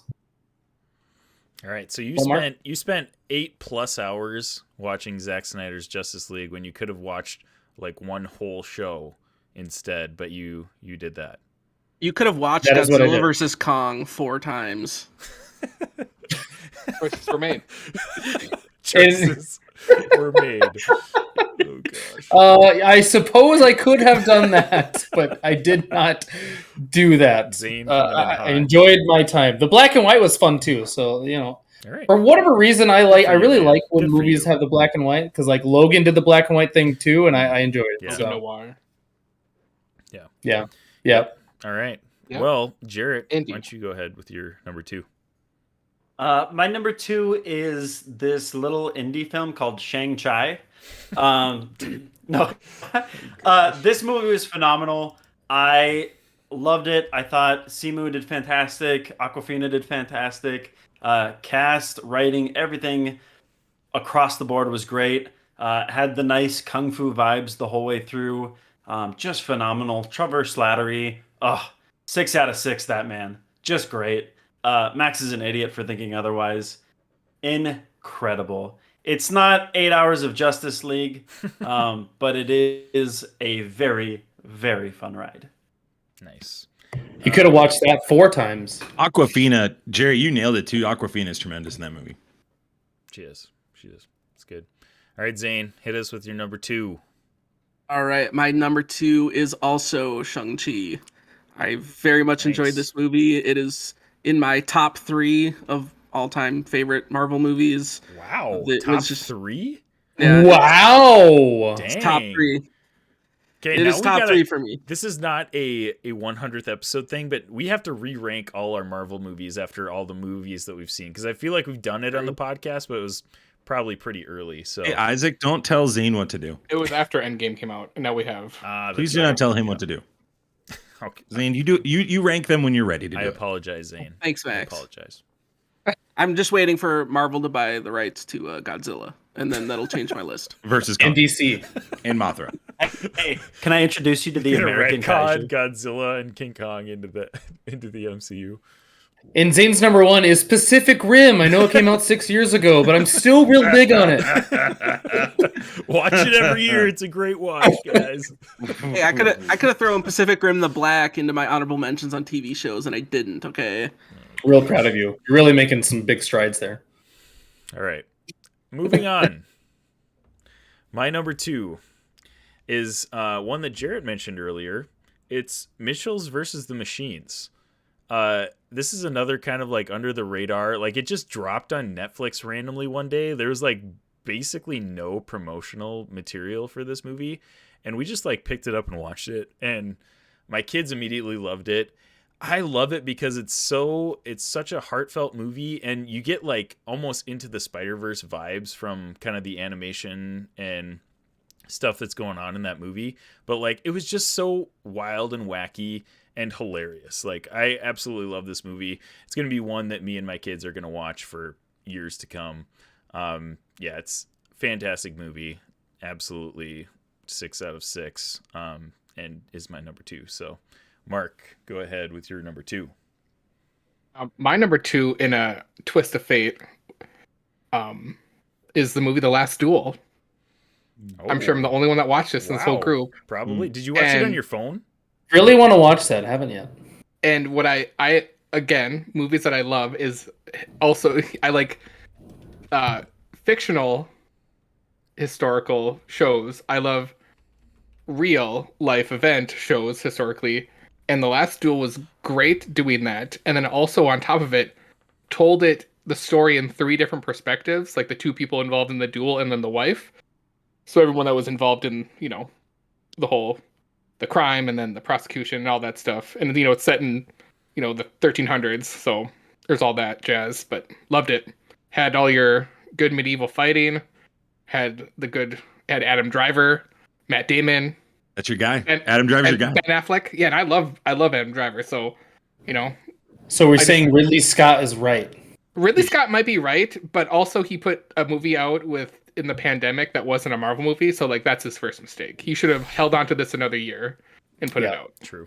I'm really excited. I do really want to see that movie. I just haven't. And I knew when I saw previews for it, initially it was going to be good. I was like, oh, this movie I'm going to love. But like none of the theaters in an hour radius are showing it, so it's like I had to wait until I could purchase it to watch it. So there it is. That's my number 2. I got to see that, Mark, because it looks good. And Mark, you know what? Based on your recommendation, I'm going to go watch this. Thanks, Max. I appreciate it. You're welcome, Mark. I know you wanted to That hear means that a for lot. a long time, so I'm going to say that to you right now. Been 6 years waiting for he.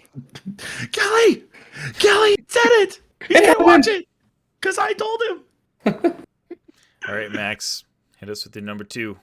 I think this one's going to shock a lot of people. Mine is Don't Look Up at number 2. Wow. I really love this movie. I really, really love this movie. McKay really crushes it here.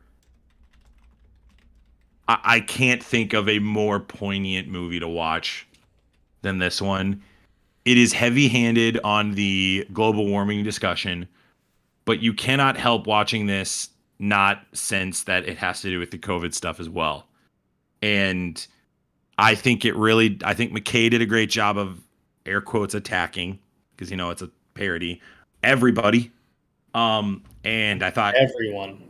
I think DiCaprio crushes it. I think Lawrence crushes it. I just really, really like this movie. This was a movie that I was frustrated watching the entire time. And I think to get me that emotionally gripped on a fake movie that is a constant 24/7 comedy, everything happening is just a giant parody. And for it to be this fictional thing that nothing's going to happen to me, but for the stakes to feel so real and relevant, it had to go to number 2 for me. Don't Look Up. It's on Netflix. I also find it fascinating that it's rotten on Rotten Tomatoes. Yeah. Because I think it was the first rotten movie in 8 years. And I just think that it's wild that people really didn't like it. I'm having it. You can have gripes with it, but I don't understand how you walk away from it not going, yeah, that was too real. It's so real. That's got to be it, right? It's too real. It hits home sometimes for all those scared of people. facts. Yeah. Yeah, and I think it's very well done by McKay. I would put it in the same Facts don't care realm. about your feelings, Thank you, Isaac. I appreciate that. I would put it in the same realm as The Big Short. I really love that movie. I think that movie's tremendous. This is in the same wheelhouse. The Big Short's still better, but this snuck in. I was able to watch it right before the new year kicked in. So it snuck into 2021. Otherwise, it would have made the list for next year. But Don't Look Up at number 2 for me. Yeah, It came out in 2021, so yeah, it did. Yeah, it is a great film. If you haven't had a chance to check that out yet, you definitely need to check it out. I didn't put it on my top 6, but like Max was saying, like throughout the entire movie, you're just like you agree with Leonardo and what's her name? Lawrence. And you're like, you feel their frustration because they're like telling everyone what's going to happen. And like, then they have to like scream it from the rooftops and just nobody cares. It falls on deaf ears. So it's really interesting. And it's really interesting how it affects you while you watch it. Cause you're like mad, just like they are at what's you can't help happening. but relate it to the real world. And it's a layered thing. Everybody says it's about the global warming conversation, which it is. But there's other pieces to it. And how they talk about religion, how they talk about the politics, and how they talk about technology. It's just the media in general. Very good watch. Yeah. Very good watch. Check it out. Yeah. Very balanced. I thought it was balanced. And I applaud them for that. Are we going to take a little giveaway break, Mark? Sure. Before we do our top movies of 2021? All right. What are we giving So away? this is for the Bebop and the Full Metal Alchemist figures. So you get two figures. I need that Alphonse. These are legend figures, right? I need that. No. I don't know. No, they're just regular figures. They're not. They're not figure arts. Figures. I believe they're figure arts, aren't they? Maybe. I don't know. Don't yell, Mark. These are just legit, tell what you want to do. These are legit figures, so people get in on these. Well, not like legit figures that cost like $50. Let's get real. Well, yeah. Right. Anyways, moving on. But yes, they're figures in a box still. No, there was it Mark opened up and was playing with, actually. I played with them for a little bit, so like, they're special.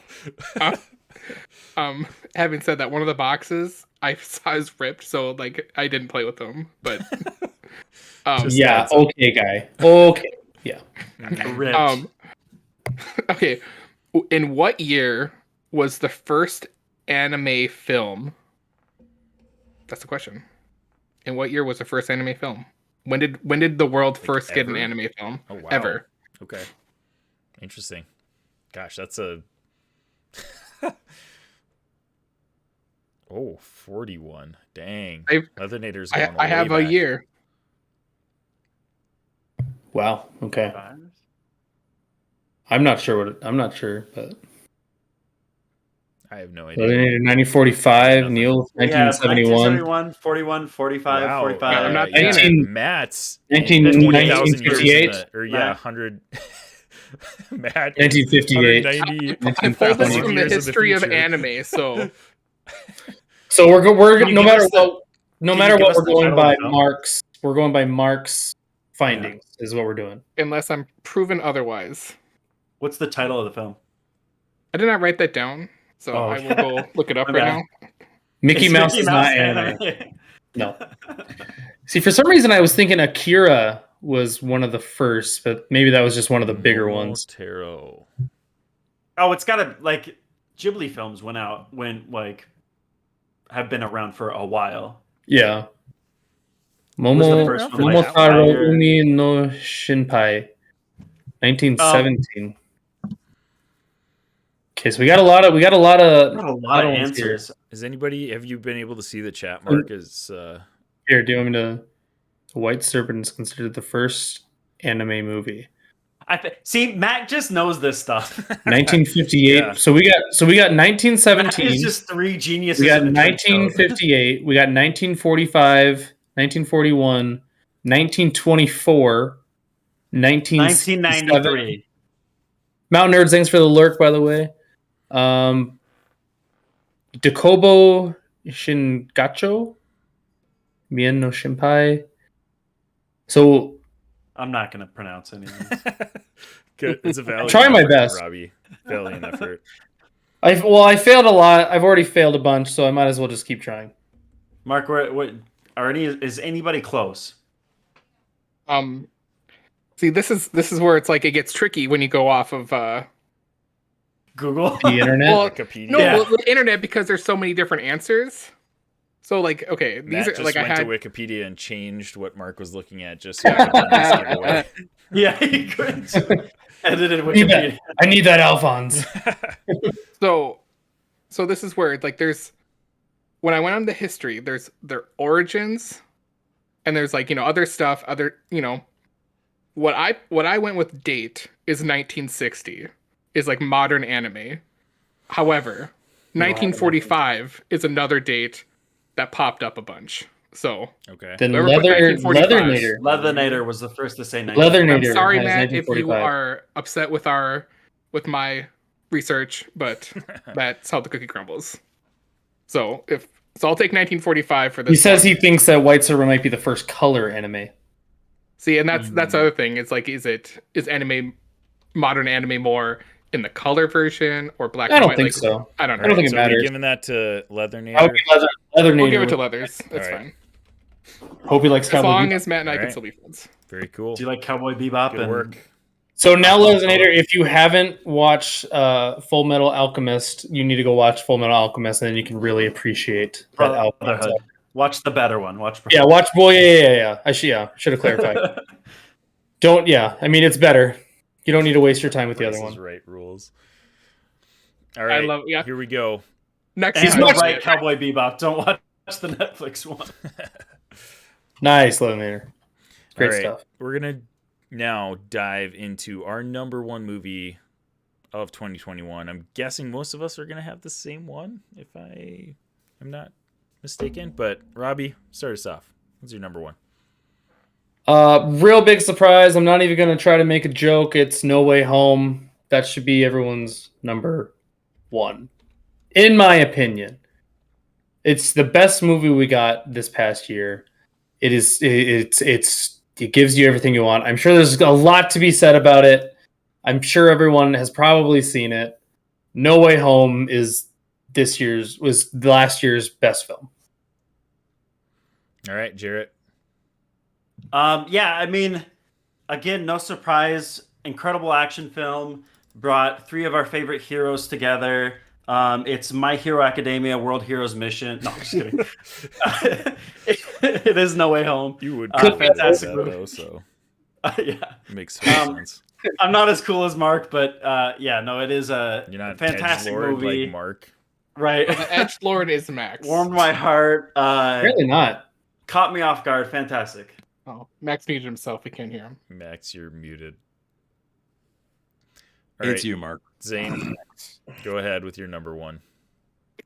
Not really any surprise to anyone. It's No Way Home. If you haven't watched that movie yet, go watch it.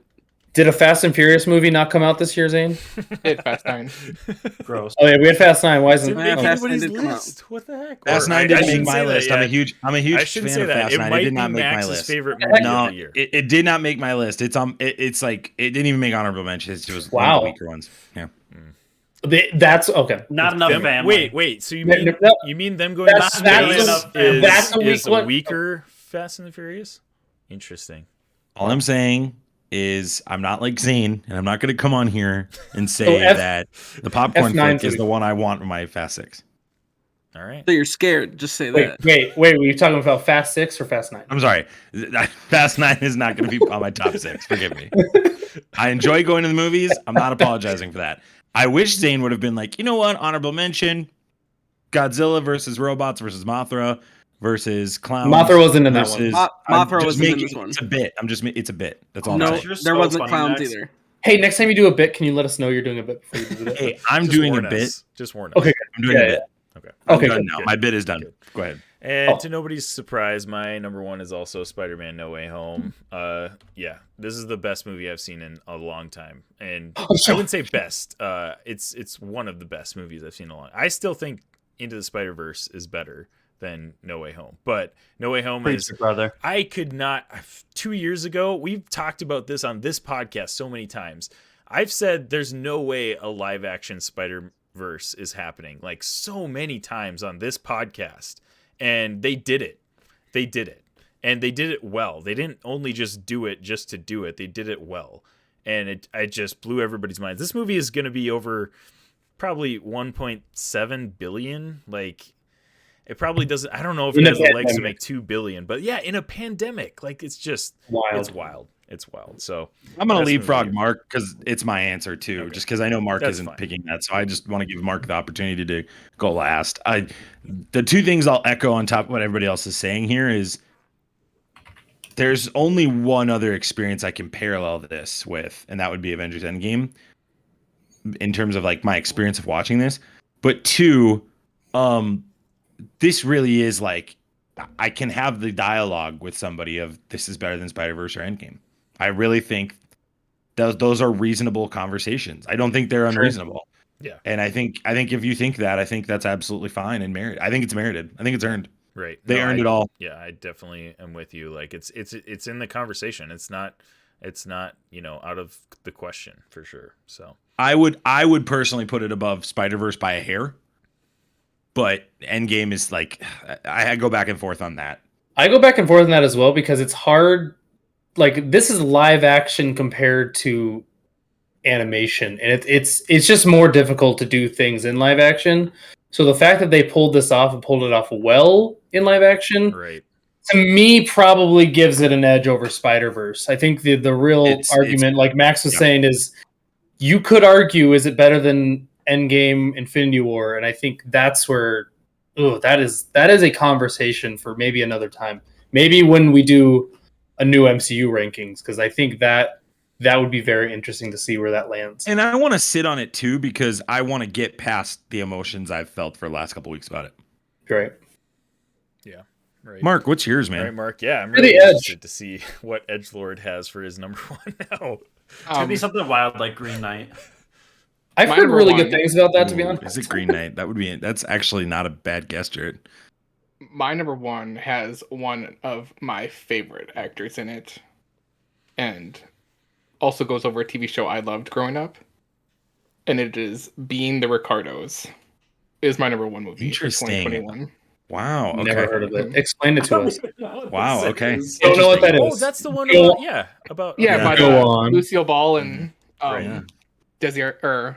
Man, why am I totally forgot that existed. But yeah, it's basically goes over the I Love Lucy show in their like second or third season, like the week that Lucille Ball was, it was like the newspaper wrote that she was a communist, and like what they did in preparation for that. And Javier Bardem is just amazing as an actor, so I loved it. It was also one of the movies I watched at home where I didn't look at my phone at all. Like I was that enthralled with it. So yeah, so that's my number one.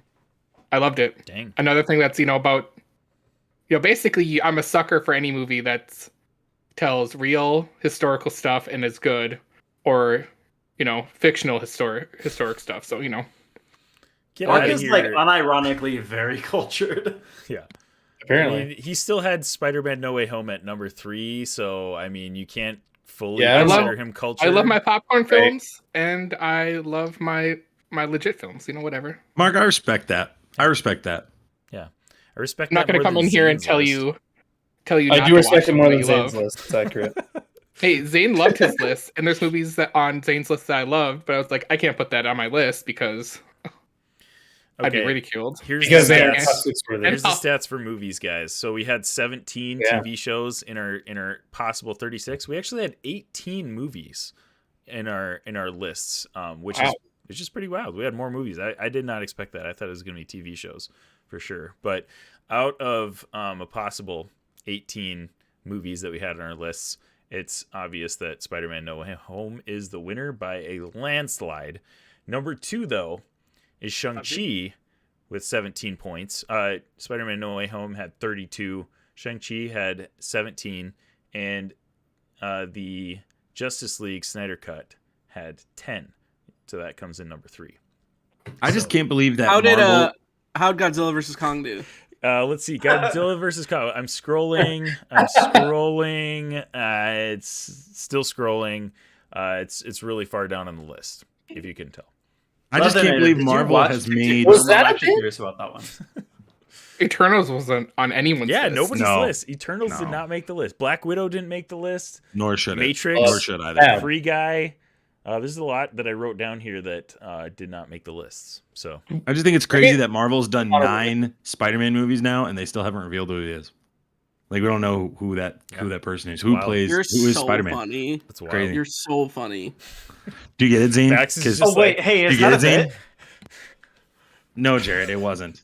I really don't know who he is. You gotta warn us, Max, when you're doing those bits, man. You gotta warn us. Hold on. Yeah, I'm doing a bit. Oh. Can I ask, next time can you make it funny though? Like that but funny. Ooh, ouch. Ouch. Burn. Somebody called USA Network. Yeah, who? Got ourselves a burn notice. Max, you saw Free Guy. How was that? Was that good? 5 out of 6. I really enjoyed it. I was like, okay. I really I want to see that, just haven't had the opportunity. Has anyone else Yeah, seen that? it's a movie not that yet. Zane would love. That looks like a movie Zane would love. Very, There was very two Zane Ryan Ellis Reynolds movie. movies that came out in close proximity. It was that one and Red Notice or whatever. Red Notice is very good as And- well. Yeah, I've heard that one of them is garbage and one of them isn't, and I don't know which one's which. Red have to watch Notice. Red Notice both is of them. very good. It has Like, The Rock in is- it, Red Notice, so it can't be bad. And Gal Gadot. It So can't I be mean, bad. Yeah, right. it has The Rock, Ryan Reynolds, Okay, and Gal Gadot. need like- to remind you, Wonder Woman 1984 had Gal Gadot in it. Yeah, but that's not her fault. yeah, it's not. So do some of the Fast and Furious movies. Well, the scenes that she's in are good. Zane. That boy Zane. The scenes that she is Good in. answer, are Zane. Good answer. Actually. Got All us. right, guys. We We're got gonna it. do one more giveaway, and then we're gonna go. We'll zoom through our Infinity Gems. For the We're Infinity gonna Gems zoom? list. We're not gonna do them one by one. We'll do just like each person gives Oh. their whole list at one time. So Now we're just switching things up. Okay. yeah, we're switching it This up. makes sense for this So- list. I get it. Convenient. Spider-Man: No Way Home Convenient. wins which to nobody's surprise, everybody knew that was going to win. The Stanley for the Infinity Bros top movie of 2021. Spider-Man: No Way Home and Invincible. I like those are good picks. Good picks. Very nice. All right. We want to do one more giveaway here, Mark, before we Yeah. jump into Yep. the Infinity Gems. All right. He's giving away These are for Give away your heart. giving away my heart for this one, and also 3 Marvel Legend figs.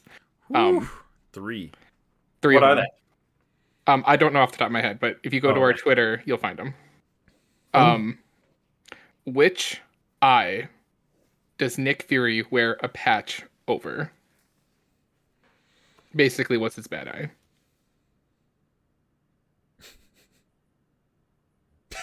Do we know? Love to get. Love to get. Matt is just like frantically typing. Not a as real fast word. as he can. Matt, It's not that's a real word. That's Love not a to real get- word. Doesn't count. Rude. It is left. So whoever said left Love first. to get. Yeah. Well, are we counting Lufgud? Yeah, what are we counting?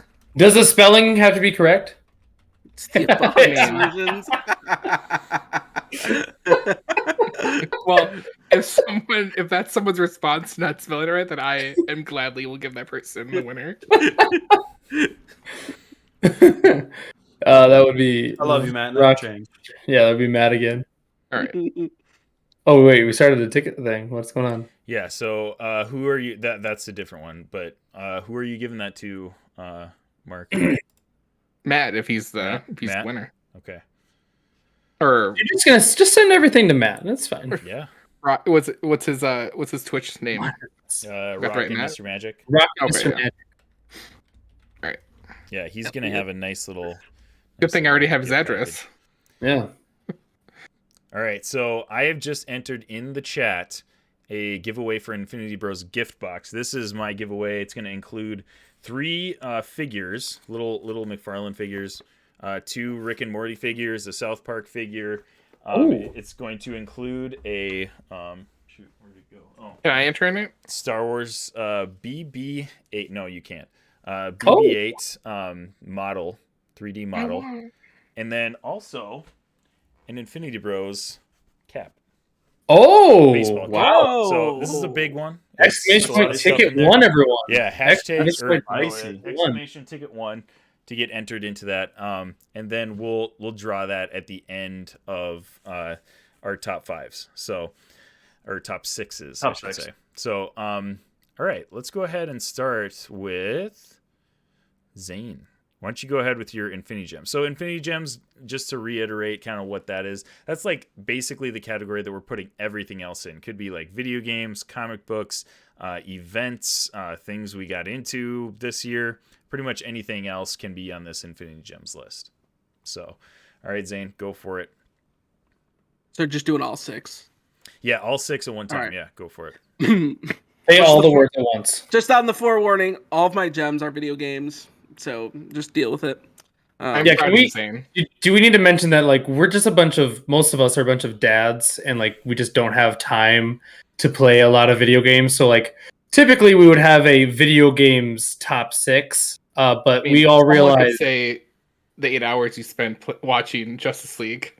Yeah. Played a lot of it, Halo Infinite there. A lot of, I guess. But yeah, just to explain why we got rid of video games, we just didn't have time to play new a lot videos. of us played like less than 6 games the whole year, so you know.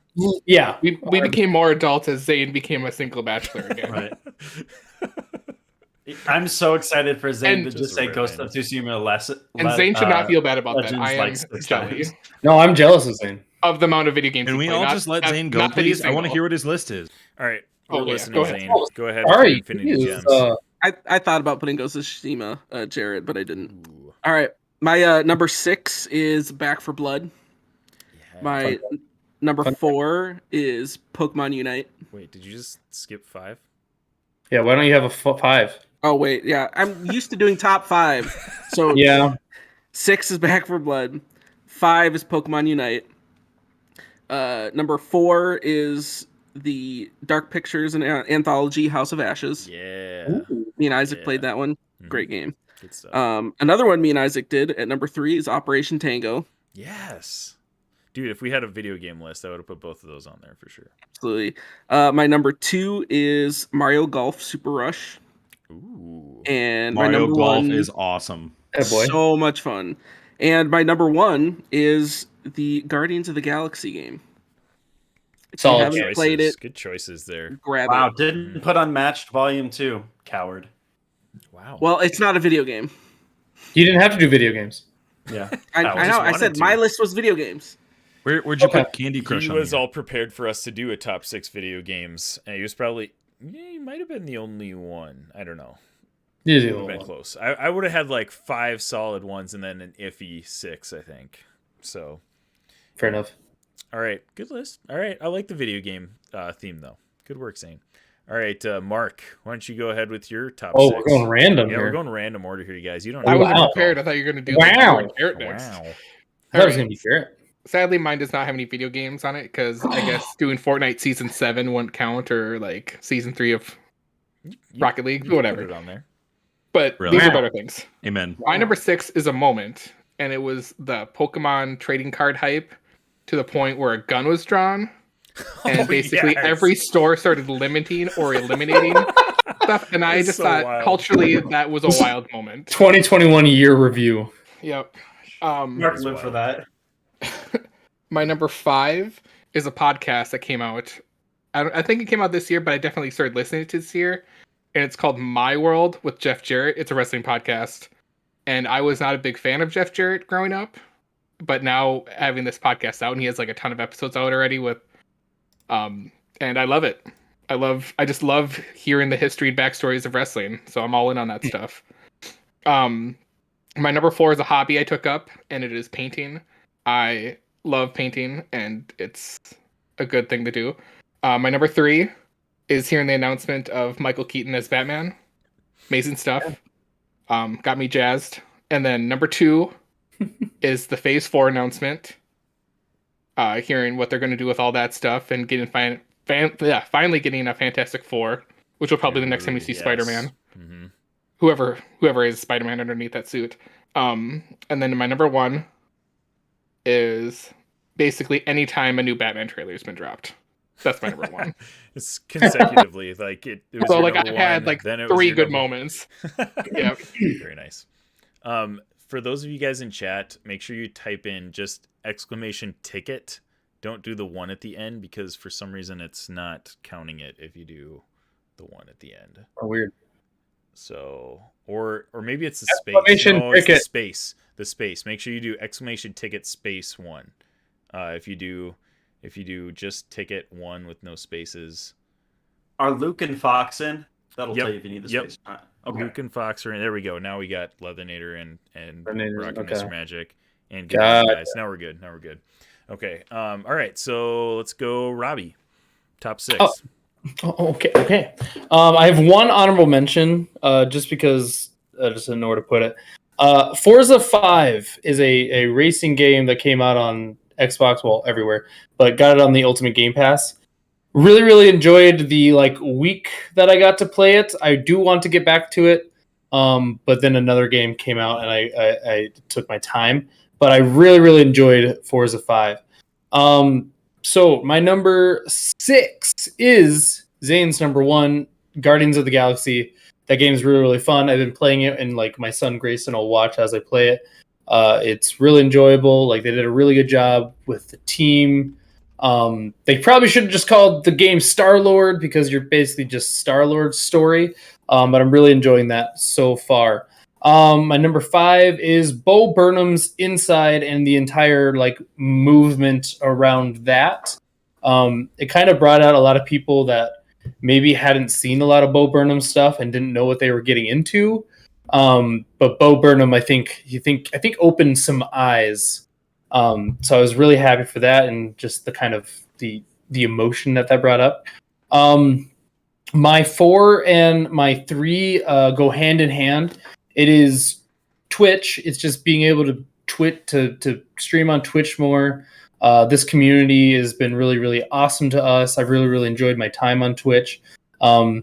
It's funny that we always have something that goes wrong when I stream, but when everyone's become, I guess, not just you. Yeah, everyone. It's just an Infinity Bros thing. That's the Infinity Bro bit, I guess. That's our calling. Yeah. So with Twitch, it also brings up this entire setup that my wife has allowed me to do. So big shout out to my beautiful wife, Jessica. She's allowed me to stream and spend time doing this and spend time with our community a little bit. And yeah, so those are my 3 and my 4. This probably should have been further down on the list, but I didn't change it. So it's the Dark Knight Funko Pops. I know that sounds really, really dumb, but if you can't tell, I collect Funko Pops. So the Dark Knight Funko Pops series, Dude. I collect Funko Pops. Wow. But it's all these guys. So I finally have the entire set of them that came out throughout the year, and I've just been collecting them throughout the year. So they finally have the entire set out. They are all set here in front of my Savage TV. Just a garbage TV that was thrown on the side of the road. I set all my Funko Pops in front of it. Yeah, I'm probably just going to show every single one of these really quick. Just for fun. All right. I love that you call it a Savage TV. Savage TV is the last one there. And then my number 1, if you guys have been in the Twitch at all, is Halo Infinite. Halo is back. I am all in on it. I'm spending way too much time on it. So good. I freaking love it. And it has consumed all of my some free time that I have outside of being with my kids and being with my wife. Really enjoying the grind in Halo Infinite. So that's my list. There you go. Solid list. Nice work, Robbie. All right, Max, you are up with your top 6. Yeah, I want to also give a couple shout outs as well before I start my list. I want to thank my wife as well for allowing me to podcast weekly and edit weekly. I was at my in-laws' house editing next to a bunch of nieces and nephews. So I just want to say thanks to her. One of the highlights of my year that's not going to make the list, it would be number 1, but that would be weird, would be the birth of my daughter. That was pretty awesome. 6 out of 6 that. Yep. Mm-hmm. Yeah, I'll give it a 6 out of 6 so far. We'll see how it works though for next year. Yeah, we'll see. Yeah. Season 2 starting soon, so we'll I see. believe you're still in the 1-year warranty, so yeah, well, we'll see. Yeah. Yeah. I didn't know we were putting our personal lives into the top 6, so I guess Oh, it's okay. It's just it's my moment that was really important to me, and for you, all the Batman trailers were more important to you than other things going on. So that's okay. Well, I mean, I didn't think it would be Max, appropriate this is to a put it bit. my number This is 1. a bit. This is a bit. Max, This To is put a my bit. number 1 was was a the funny confirmation bit. of my I like child, that but you know, whatever. 6 out of 6 that one. That was good. Number 6 for me. So I kind of went about this similar to you, Robbie. I tried to kind of go through pop culture moments for me that really stuck out. So for I talked about this earlier. Number 6 for me was the Justice League Snyder cut. This was just mind blowing to me that it was this good. It really had zero business being this good. I really enjoyed this, and yeah, you've talked about it, but I just wanted to echo that, Robbie. Number 5 for me was Hot Ones with Tom Holland. So I've been watching Hot Ones every week. I try to watch most of them, or I'll save them if I have a long trip. And we're all except for Jarrett in a fantasy league, and the loser of our league this year has to do the Hot Ones challenge. So I've been just watching how people are reacting just to see what our friend who has to do it is going to be like. The Tom Holland one is so good. It's just and it was such a great. Just I love Hot Ones in general, but I really really liked that episode. It was just a great moment for me and one of the highlights of my year. 6 out of 6 that episode, and just I love Hot Ones. Number 4 for me was Marvel Dark Ages, the comic series that's been coming out. Jared, have you been reading this? It looks so good. No, it's on my short list, but I haven't grabbed it yet. I wanted to get into it, but I haven't. So it's been so good. I've been reading this one this year. And if you are into purchasing comics right now and you're like, hey, I'm looking for a series that's really going to work, this is the one for you. It's going to come out as a full graphic novel eventually. Get it when it comes out. This is really good. If you don't know anything about it, just Google a brief synopsis of it and you'll want to check it out. Number 3 for me was Kingpin and Daredevil getting revealed in the same week. Oh, spoilers. I cannot believe spoilers. Whoa, spoilers. Spoilers. Don't care. No. I'm pretty intrigued with this choice, and this has just been mind-blowing to me. I did not think Hawkeye as a season was this amazing thing. It was fun, enjoyed it. I see why you guys liked it that much, but Kingpin being in it was a really big deal, and I really enjoyed that. Number 2 for me is WandaVision episodes 1 through 7. I had the time of my life. Episodes 1 through 7. Every week, Mark and I would come on, and we would do this podcast, and the golden days of COVID was bad. Our daughter was just born. Oh, but still is bad. And COVID's still bad. But I'm saying it was bad in the sense of my wife literally wouldn't let me leave the house. And I would watch the show and spend all week wondering about the next episode. And then Mark and I would go on and I would hear these off the wall. I would just search on crazy Reddit, in the weeds stuff. And Mark would just say things that I had not heard. So original, so much fun. Mark was going deep Dude, in the weeds. I was so for the ride, Mark. I was so for the ride. And I mean, the retort on that though, Zane had the most crazy one with the book, if we remember, for going far in the weeds again. That one blew my mind. That's how crazy it was. Yeah, dude, I have not had more fun talking about a show than that one. And although I have ripped that show to shreds, episodes 1 through 7 were such a ride. And if I could get rid of that season finale, man, it'd be difficult to put that above anything else. Those first 7 episodes were just an absolute ride. And the most fun viewing experience from the MCU perspective. I think it's why the 8th episode is such a bummer to me. It really hurts my feelings is how I'd say it. There's no other way of saying it. I had so much fun. You could say that the episode 8 was the Mephisto of WandaVision episodes. Sure. Ooh, but that would have been a better ending for episode 8 than what we got. So you don't think but you don't think the ending where we see her just Scarlet Witching it up, that pays dividends to what we're going to get with Doctor Strange? No, because that was where we were going, and we knew it. We knew that she was coming at that point into Doctor Strange, and so I think we needed something to get us there. But it goes to the conversation we had on our last episode. Check out episode 99 if you listen to this for the first time. You're nuts, but go ahead. On episode 99, I talked about this. I think all these Marvel shows have a real problem of they have to figure out that they can't just save the villain for the end. Every show is saving the villain for the end. Or it's who's the power broker? Oh, it's Sharon Carter. This show teased it so well, it would have really paid off to have it be a Loki end versus the ending we received. I really enjoyed it nonetheless, and I totally see why Mark put it at number 1, actually. Because it was a ride. It was a true ride. The internet was buzzing about this show, and Max says Mark was right. Mark said it. His fingers January fell off his hand. 2022. And then number 1 for me, Isaac, Zane. We saw Spider-Man together. I'm blown away. This movie. It's unbelievable. This movie's unbelievable. I cannot speak more highly of this movie. Yeah.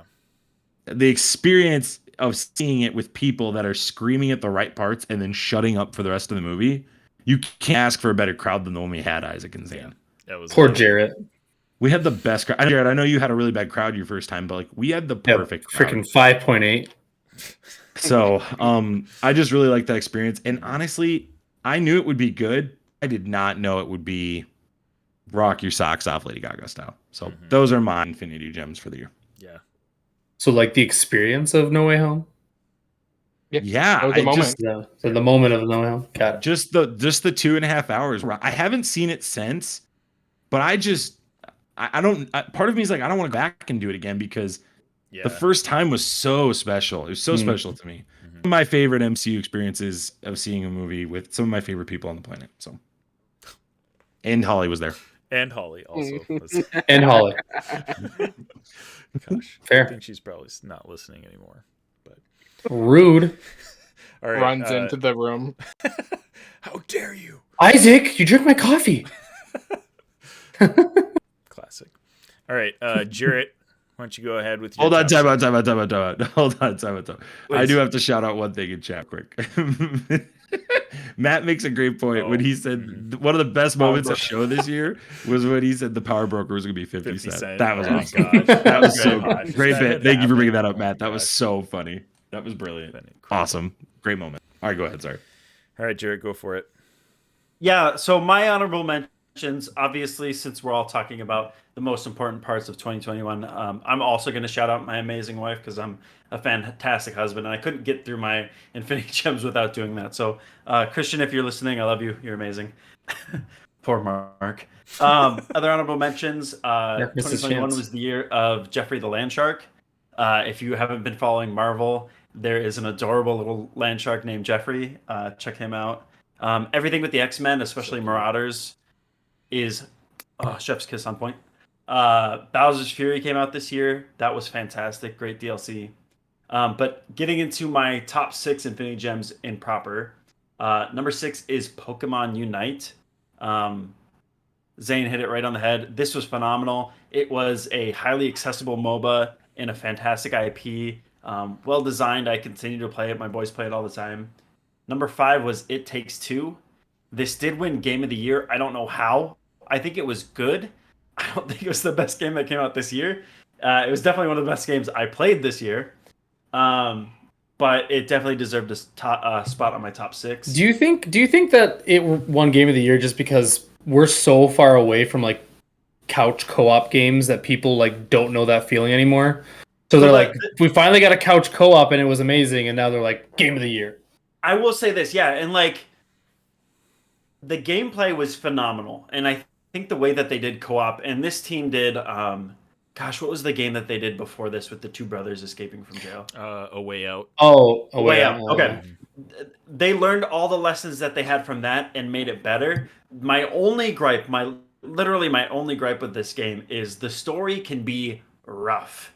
And like, I'm not going to spoil it, but it is rough. Some parts that really, really irritated me, but otherwise the gameplay was phenomenal. My number 4 is Adventures in the Forgotten Realms. It was a crossover between D&D and Magic, something I had been waiting for forever. Got me back into Magic, man. Yeah, dude, it was phenomenal. And like, they started to really, really lean into the secret layer drops, which brought in like, I can't remember if Walking Dead was this year or not, but gave us some really off the wall stuff. And they're continuing to do better and better products for secret layer drops. My number 3 is a dual joint. It is Moon Knight and Magic, and the reason I put those together is those comics are currently being written by Jed McKay, and he is knocking it out of the park with both. If you aren't following the stuff that Jed McKay is doing right now in comics, he is killing it. I think Magic is Image or IDW. Somebody correct me on that. And then Moon Knight is obviously Marvel. Jed McKay is a dude. I believe it's IDW, but I can double check. I think, yeah, you might be right. Number 2 is King in Black. This comic run, oh my gosh! If you guys aren't reading this, it's so good, dude. It's so good, guys. So good. Go read it, check it out. If you're even remotely a fan of Venom, this is a must read. And my number 1, which surprised me, it was phenomenal last year and just continues to get better. Chip Darsky's Daredevil is doing some stuff in the Marvel universe that I was not prepared for. Continues to pay off in spades. Fantastic. If you're a Marvel Comics fan at all, even a little bit, if you like Daredevil, if you like the Netflix series, go check this out. It's a 6 out of 6. Nice. There we go. Good list. All right. So I will close it off with my list here. I think so. I've just got one honorable mention, and it's that like all of this happened this year, including like my desk and my PC that I won from Pastor Susie, my PS5 that I was able to purchase this year. Like all of this has happened and so fast, and like it's just so cool to be able to do this with all of you guys and to be on, the Infinity Bros Twitch stream talking to the Infinity Bros universe. Like, man, it's been awesome. And I also would like to shout out my incredible wife, Holly, who has graciously spent lots of money on me for this setup, because she does not, spend money on herself a lot of times. And so she sacrifices for my, all of the hobbies that I'm into, which is a stinking ton. So, she is amazing. So thank you, Holly. I love you very much. Now onto my list. Number 6 is also Bo Burnham's Inside. I put that on my gems because it seemed like more than just a movie. Like it was like an experience, and so many people were talking about it when it came out, and it really is just like, like not many times in mainstream media are actors vulnerable, and Bo Burnham just like showed that in such an incredible way through this special. And I don't think there was one moment this whole summer that we were not singing White Woman's Instagram. So like that's got to count for something. We sang it so much at the 4th of July getaway. So much. My gosh. My beautiful wife, Kelly, was like, you cannot sing that anymore. Otherwise, I'm going to hate that song. This is heaven. Or is it just a Okay. Woman. Yeah, so good.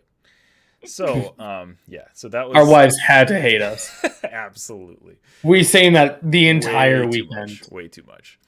So that was awesome. That was my number 6. My number 5, I have a couple video games on here. My number 5, and I think I'm going to group these two together. Both the Dark Pictures anthology House of Ashes, which is the newest video game, and Operation Tango. Both I was able to play with Zane on stream on the Infinity Bros Twitch stream this year, and it was a blast. Both games were a blast. Operation Tango was a nice, fun little puzzler that like required a ton of teamwork and stuff, and then the Dark Pictures game, Zane, I don't know what you felt about this one, but I felt like this is very close to my favorite one. I think Man of Medan is probably still my favorite, but like House of Ashes was very incredible. good. It was very good. It comes very close to my favorite Dark Pictures game, and it's fun to do that with somebody. So thank you, Zane. I appreciate you. Absolutely. So that's my number 5. My number 4 is also King in Black. Jarrett, this series was phenomenal. I love Venom as a character.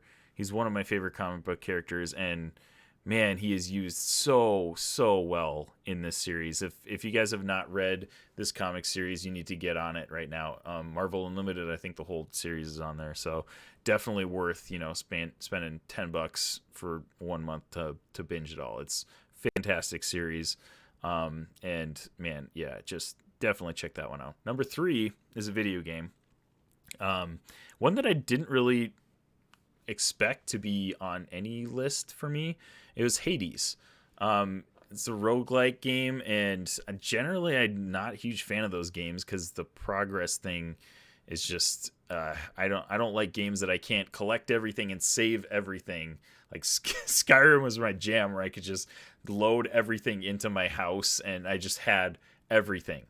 And these games, like, you die and you go back to the beginning. And some of them are different variations. You can like collect some permanent like skills and attributes and stuff. But this game is phenomenal. The storyline is amazing, which I think a lot of roguelikes are kind of light on the story, and the storyline in this is fantastic, and it is on Game Pass, which is how I got to experience it. So definitely check that out. Great game.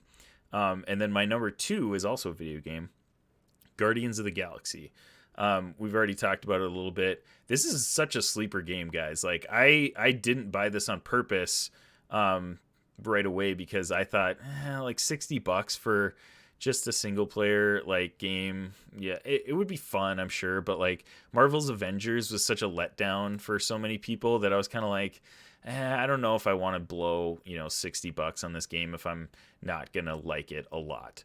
So I waited until it went on sale, and I bought it when it was, $30, which I'm glad I did because this game is amazing. I Definitely worth it. I absolutely love how they are developing the Guardians in this game. Like they kind of base the characters off of the MCU versions of the Guardians of the Galaxy, but they develop the characters like better than they do in the movies, which is pretty wild for a game to do that. And the storyline so far, I haven't finished it yet, but the storyline so far is awesome, and the gameplay is just really fun, and the music is incredible. Like they take the whole 80s vibe from 70s and 80s vibe from the movies and insert it right into this game, and it plays such a huge part in it. It's so much fun. Yeah, the whole Star-Lord band thing is so much fun. Like I love just exploring like his room just at the beginning of the game. Like the game is a huge sleeper. Yeah. It's what Marvel's Avengers should have been. Yeah. Absolutely. It's so much better than Marvel's Avengers. Yeah, absolutely. So yeah, definitely would recommend checking that one out when it goes on sale as well. And my number 1, is the same as Max's, really. It's Spider-Man No Way Home. Really, it's Spider-Man. Like, wow, it has been a good year to be a Spider-Man fan. We got No Way Home, and, spoilers, obviously we've got Spider-Man coming back from the grave, which nobody thought was possible. We got a trailer for Across the Spider-Verse coming next year. We got a new trailer for Spider-Man 2, the Marvel Spider-Man 2, the PS5 exclusive game that's going to be coming out in 2023, which is still far away, but the trailer was sick and got me super hyped.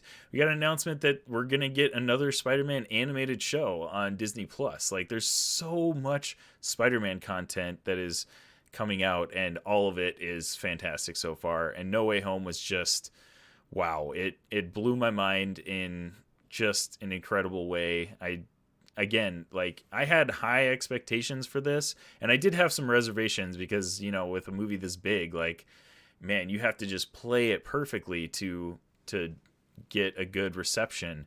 And everybody loves this movie. Like critically, it's at Rotten Tomatoes, it's like 95%, and the audience score is like 99%. Yeah. Like it's wild how like universally loved this movie is. Everybody loves it, and I absolutely love it. It's probably my favorite MCU movie now. Just fantastic. So, and the whole hype Spider-Man stuff that went along with that, like the internet is just exploding, with Spider-Man stuff right now, and I love it. I love it as a Spider-Man fan. It's amazing. So, yeah, I don't know what else to say, guys. 2021 was a phenomenal year. We are so excited to, we're looking forward to 2022. Hopefully got, more big things coming, more guests on the podcast, more Twitch streams, more content for all of you guys. And we're so thankful that all of you guys have been a part of the Infinity Bros universe. And just, yeah, anything that you guys want to say about 2021 in general, or moving on to 2022, or do we want to just kick off this Infinity Gauntlet giveaway? No, I want to thank. Yeah. I want to just thank Kelly. I think Kelly's great, and I know that I think Mark should have thanked her, and he didn't. So I just want to thank. Really Kelly weird that. Yeah. I also want to thank Kelly. We appreciate you, and I hope Mark appreciates you. Thank you so much. How beautiful you are. My new number 1 moment was August 17th. Oh, beautiful day. Here we go. That set the mood. That started. Yeah. The new between Kelly and I, and our due date from August 17th to May 5th will come Ooh. full circle, and the newest Infinity Little One will be coming soon. There it Just is. like little one. Just like me in August 17th. Love it. Awesome. Well, Lovely. Yeah, I got one more giveaway. You got one more giveaway. Let's Yeah. do this one in the chat here. Okay, last chance. You got like about 15 seconds to enter !ticket_1 in chat before we draw this. Do it. And this is for, again, the Infinity Rose gift box. It's got some Rick and Morty figures, South Park figure, a Infinity Bros snapback baseball cap, and a BB-8 3D model. So Jealous. yeah, lots of stuff in that one. So Make sure you enter that. here we Woo! go. Baby Let's get a boom. drum roll in chat, and we'll close it, and we will draw a winner now.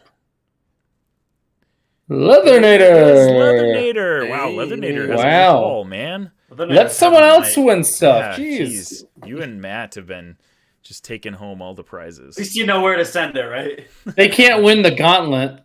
Like, that won't be fair. There's Come a on, ton man. of people Yeah. in on this I'll gauntlet take the giveaway, dude. gauntlet. Oh, that's If right. they- That's If right. they win the If gauntlet, Matt wins that gauntlet, I'll happily take it from him. yeah, I would be There it is. absolutely shocked if they won that. Gosh, gauntlet. that would be That's- great. Could you imagine Be if wild. one of those two took it home tonight? Okay, here we go. So, last thing we have to do is this Infinity. Do you want to do anything else before this gauntlet giveaway, guys? Or I got one more giveaway. one more giveaway? All right, we got One more segment in the Win Mark Jones's Toys. Please. Oh. All right. Oh, Can I join? oh Yes, you my. can. So the last question to win the Peter B. Parker Ooh, Marvel yeah, this one's Legends spicy, toy. guys. This one's spicy. All right. What does the B in Peter B. Parker stand for? Ooh. Seems Can like I- I know it, but I can't say. I don't it know. right now. I don't know. Is it bacon? It's Bacon. It's actually Kevin Bacon. Oh. Kevin Bacon. Excuse me? So then I got it again. The same two people again. Yeah. You guys. Okay. You guys. You guys.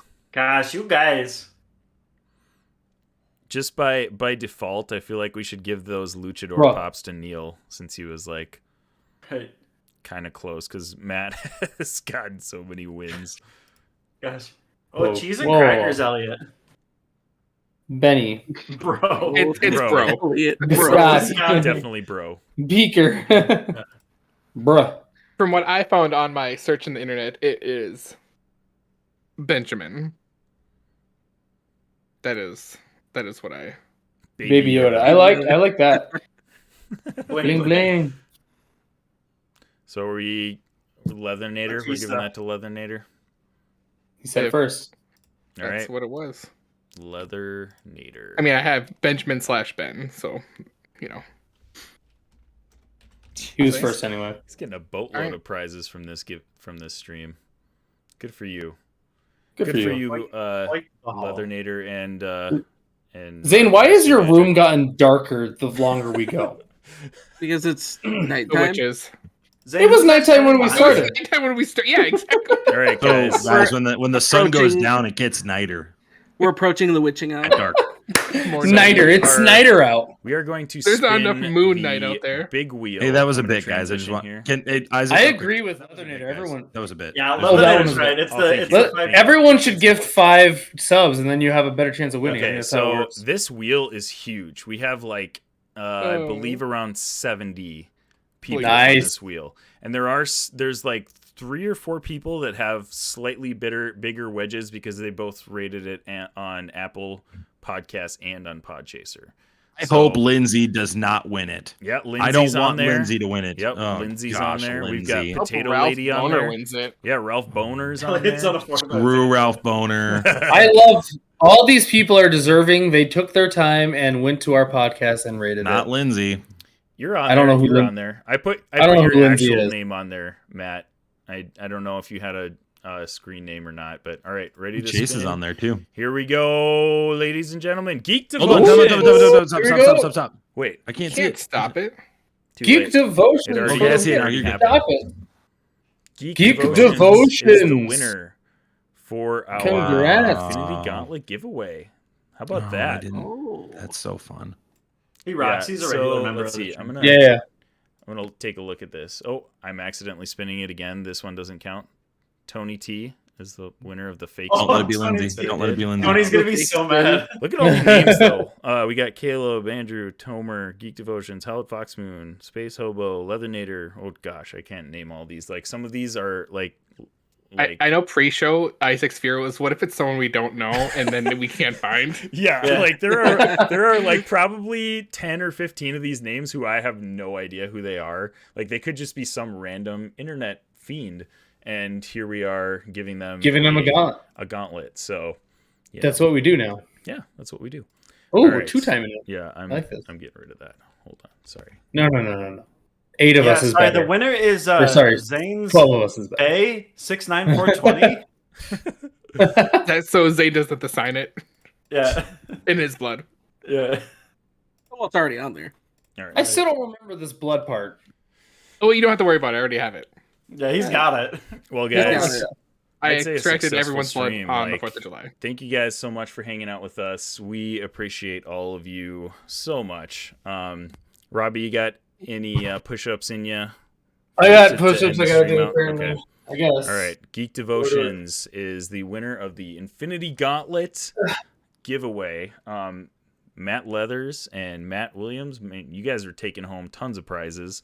We'll see about the other prize potentially going to Neil. And yeah, man, got lots of cool stuff going on. Big shout out to Leathernator for he gifted 5 subs tonight. That's huge. Yeah, awesome. Really appreciate that. Yeah, so cool. And then Good Morning Guys also won some Star Wars Funko Pops too. So congratulations to all the winners.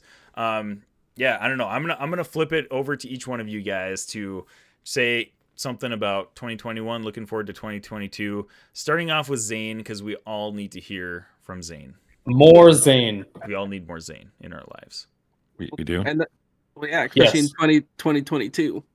Yeah. But not too much, because I am the enigma of the show, so just a little bit. We can't give away too much. You're right. I'm excited to get into a new year and get new shenanigans with you guys, and hope to just keep this thing rolling. All right. That was it. I think that was it. All right. Okay. There we go. Sounds good. Profound. Very profound. Mark, what do you have for us for the Infinity Bros universe? I'm just grateful to have you 5 guys be such good friends. No matter what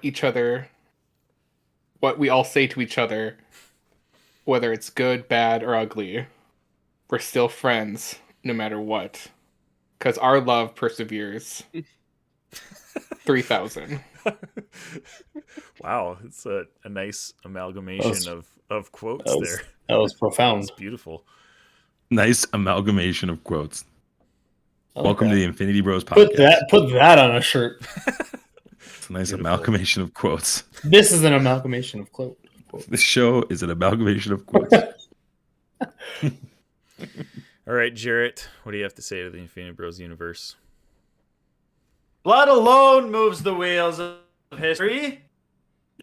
Have you asked yourselves in an hour of meditation, which everyone finds during the day, how long have we been striving for greatness? No, I'm not gonna do those. It's like, wow, how long are you gonna keep this up? This is a long speech. Jarrett, was that a bit? It was. Oh, sorry. Yeah, shoot. And it should have been funny, right? Come on. Sorry. Go ahead. Keep going. Honestly, guys, this year has been fantastic. I've had probably one of the roughest years in recent history, and it is through the friendship of the Infinity Bros, the friendship of you guys, our chat, that has helped us get through some very hard times. But 2022 is looking better. Things are turning up, and as our Twitch stream continues to improve, so will hopefully all of this. And we look forward to another 100 episodes with you guys in this incredible cast. Thank you, Jarrett. Robbie, Beautiful. what do you got for us? Everyone said it. Like, whoa, Leathernator. Quit it. He's just paying us for all the shipping we're gonna have to tipped do us to his house. Apparently, yeah. Send that to Mark. It's amazing. Thank you, Leatherator. You're awesome, dude. You know, started this year trying to do more Twitch streaming. I think we've done more Twitch streaming this year than we've done any other year, obviously. I'm not sure how many episodes we got out of the podcast this year, but we did quite a few. I think we're hitting like 50 or more a year probably at this point. So I'm just really appreciative of all of you guys, all 6 of you. Yes, even Zane. You're all awesome. I love doing this stuff with you. I hope that we can continue to do this and hopefully grow this thing even more. And then I just love our community and our engagement with them. I know we suck sometimes when it comes to like our Discord chat and really being involved in the community, which we're working on. But I really appreciate everyone that comes to our streams, and a lot of the people that are in our streams are like always in our streams. So like Co-op, Fox, Co-op, who will be King Amos. We gotta make that specification. Yep. Yeah, a lot of guys like that are just always here. You turn it on, you always have a couple viewers, because sometimes to Twitch stream sometimes is kind of a daunting task when no one's watching. So I really appreciate the people that are always there, even if it's just a few. So big thank you to them. Big thank you to Isaac and Max. I think they probably do the most when it comes to what we do for the Infinity Bros. So big shout out to you guys. Other than that, 100 episodes. Let's do like 100 more and see where we're at then. Let's go. Let's do it. Max, why don't you go ahead? Yeah, doggone it. Very, very sweet and touching things. I would echo all those things. 2021 as a year was dreadful in the context of just specific things that happened in my life, specific things that have happened in the lives of the 6 of us. There's been some significant joys as well in those lives. But I would not call it I'm not bummed to see 2021 go. I'm like, okay, see ya. But there were some exciting moments and incredible, exhilarating moments, especially in the context of this community, as Robbie said. This is our 100th episode, but we've had 113 episodes. We've had some bonus episodes. We had, I think, back to the first time that Robbie and I sat down and talked about Game of Thrones, and just how we've stumbled and bumbled along the way. Yeah. But have gathered some buddies along the way, and we're averaging, a ton of more listeners per episode than I ever thought we could do. So we're thankful for that. And thankful I'm excited for this year, because I got a gaming PC, and Isaac was sitting today fiddling with it because I know nothing about Twitch. But I'm committed to trying this bad boy out and being part of it and joining the community, because you guys just have so much fun. I hope Scott doesn't join the show and talk to me, but he probably will. So I'm looking forward to that as a resolution of being on the Twitch community more and spending more time with these people. Extreme gratitude to these 5. I just love doing it because I love doing it with these 5. Oh yeah. Don't really care past that. Especially grateful to Kelly. I think Kelly really didn't get enough gratitude from Mark, so I just want to make sure she gets a shout out. And his beautiful wife, Kelly, forgive me. But really, honestly, like the podcast part is just such a joy to me. It's in my job, I don't get to sometimes see the fruit of the labors I put in. So it's nice to see something get accomplished in my life. That's a task. So I don't know how Isaac feels on that, being a nurse, but that's how I feel. So it's nice and cathartic at times to get it done. So thank you. If you took time even once this year to listen to an episode, if you're listening to this episode right now on a podcast platform, or 30 years in the future, or decades in the future, yeah. I just want to extend gratitude. Just like, thank you for investing your time. You could do a lot of other things with your time. There are literally thousands of podcasts you could do, and to choose our podcast as part of your cycle. Like for me, I only have 6 that I listen to outside of ours. that means a lot. So thank you. And our hope is that we will continue to get better. My hope is that you will not get the same opinions that these 5 are going to give you. You're going to actually get good quality opinions, and that's what I'm here for. And I'm gonna make sure that these 5 are held accountable for their poor opinions. You have my word on that. So. Says the guy that hates Dune. Says the Dune guy sucked. that we all have to keep accountable. Dune sucked. Dune was awful. Yeah, dude. It's the worst take. Yeah, I'm having a hard time coming up with words of like how thankful I am for all of you guys and for this community that we have built over the past few years. All this started with basically Zane and Robbie and Max like just talking about nerdy stuff in a group chat. And it's wild to think that it's come to this point of, you know, us streaming on Twitch and having a legit podcast. And I mean, we hit 10,000 downloads this year with the podcast. We had 4 of our highest months this year with the podcast download wise. And it's just, man, it's just humbling and honoring that you guys all are a part of this community. So thank you all so much. Like, for real. Thank you guys, 3,000. For reals. For reals. It is just wild to think that people are listening to us just ramble about nerdy stuff on a podcast. So, yeah, I mean, thank you guys again. Black and white? Yes. I don't know. Like, he's got some weird stuff. It's very dark. Zack Snyder. Like, the darkness is like... Zack Snyder cut. The darkness is like collapsing around him. I'm just envisioning being somebody that listens to our podcast right now, just listening to us all talk over each other. It's just got to be fine. Oh, yeah. Yeah. They're fine. Yeah, it's always wild. It's always I have night sweats. But I would not, I mean, I'm so thankful to be here with all of you guys and with the Infinity Bros universe. Thank you guys so much for making us a part of your podcast experience or your Twitch stream experience. Literally, wherever you guys hang out with us, we appreciate you so much. So, well, guys, that is it for our 100th episode. I think doing this live was a treat to get to hang out with the Infinity Bros universe. So if you're listening later on podcast app of your choice, make sure to come and check out the Infinity Bros Twitch stream to be able to hang out with us and see our faces. But yeah, that's important to us. So thank you guys so much for being a part of the Infinity Bros universe. We love you 3000. Have an amazing night. Let's raid somebody. Yeah, we should raid somebody. I'm gonna turn on the ending screen and should we do that? Here.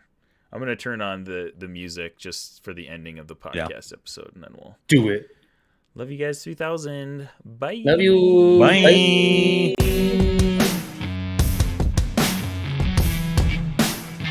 Check. I don't know what's happening. You guys can't hear this, can you? It's just Cut the check. No, we can't hear anything. Love it. Let's raid Dr. Hales. He's playing Dungeons and Dragons. Oh yeah, love it. Isaac, make sure you're gonna have to edit this one. Oh, yeah. I got this. You got it? You got the raid? Yeah. Okay. It's doing some of them Dungeons and Dragons. I don't know what it's doing. It's like looking at Dungeons and Dragon pictures. I think they're playing Dungeons and Dragons, so I don't know what he's doing. All right, boys. Love you 3000, everybody. Oh yeah, they're playing. I'm going to bed. To the hotel. Yeah, same. All right. Love you guys. Go over to. All right, bye. I love you. Bye. Bye.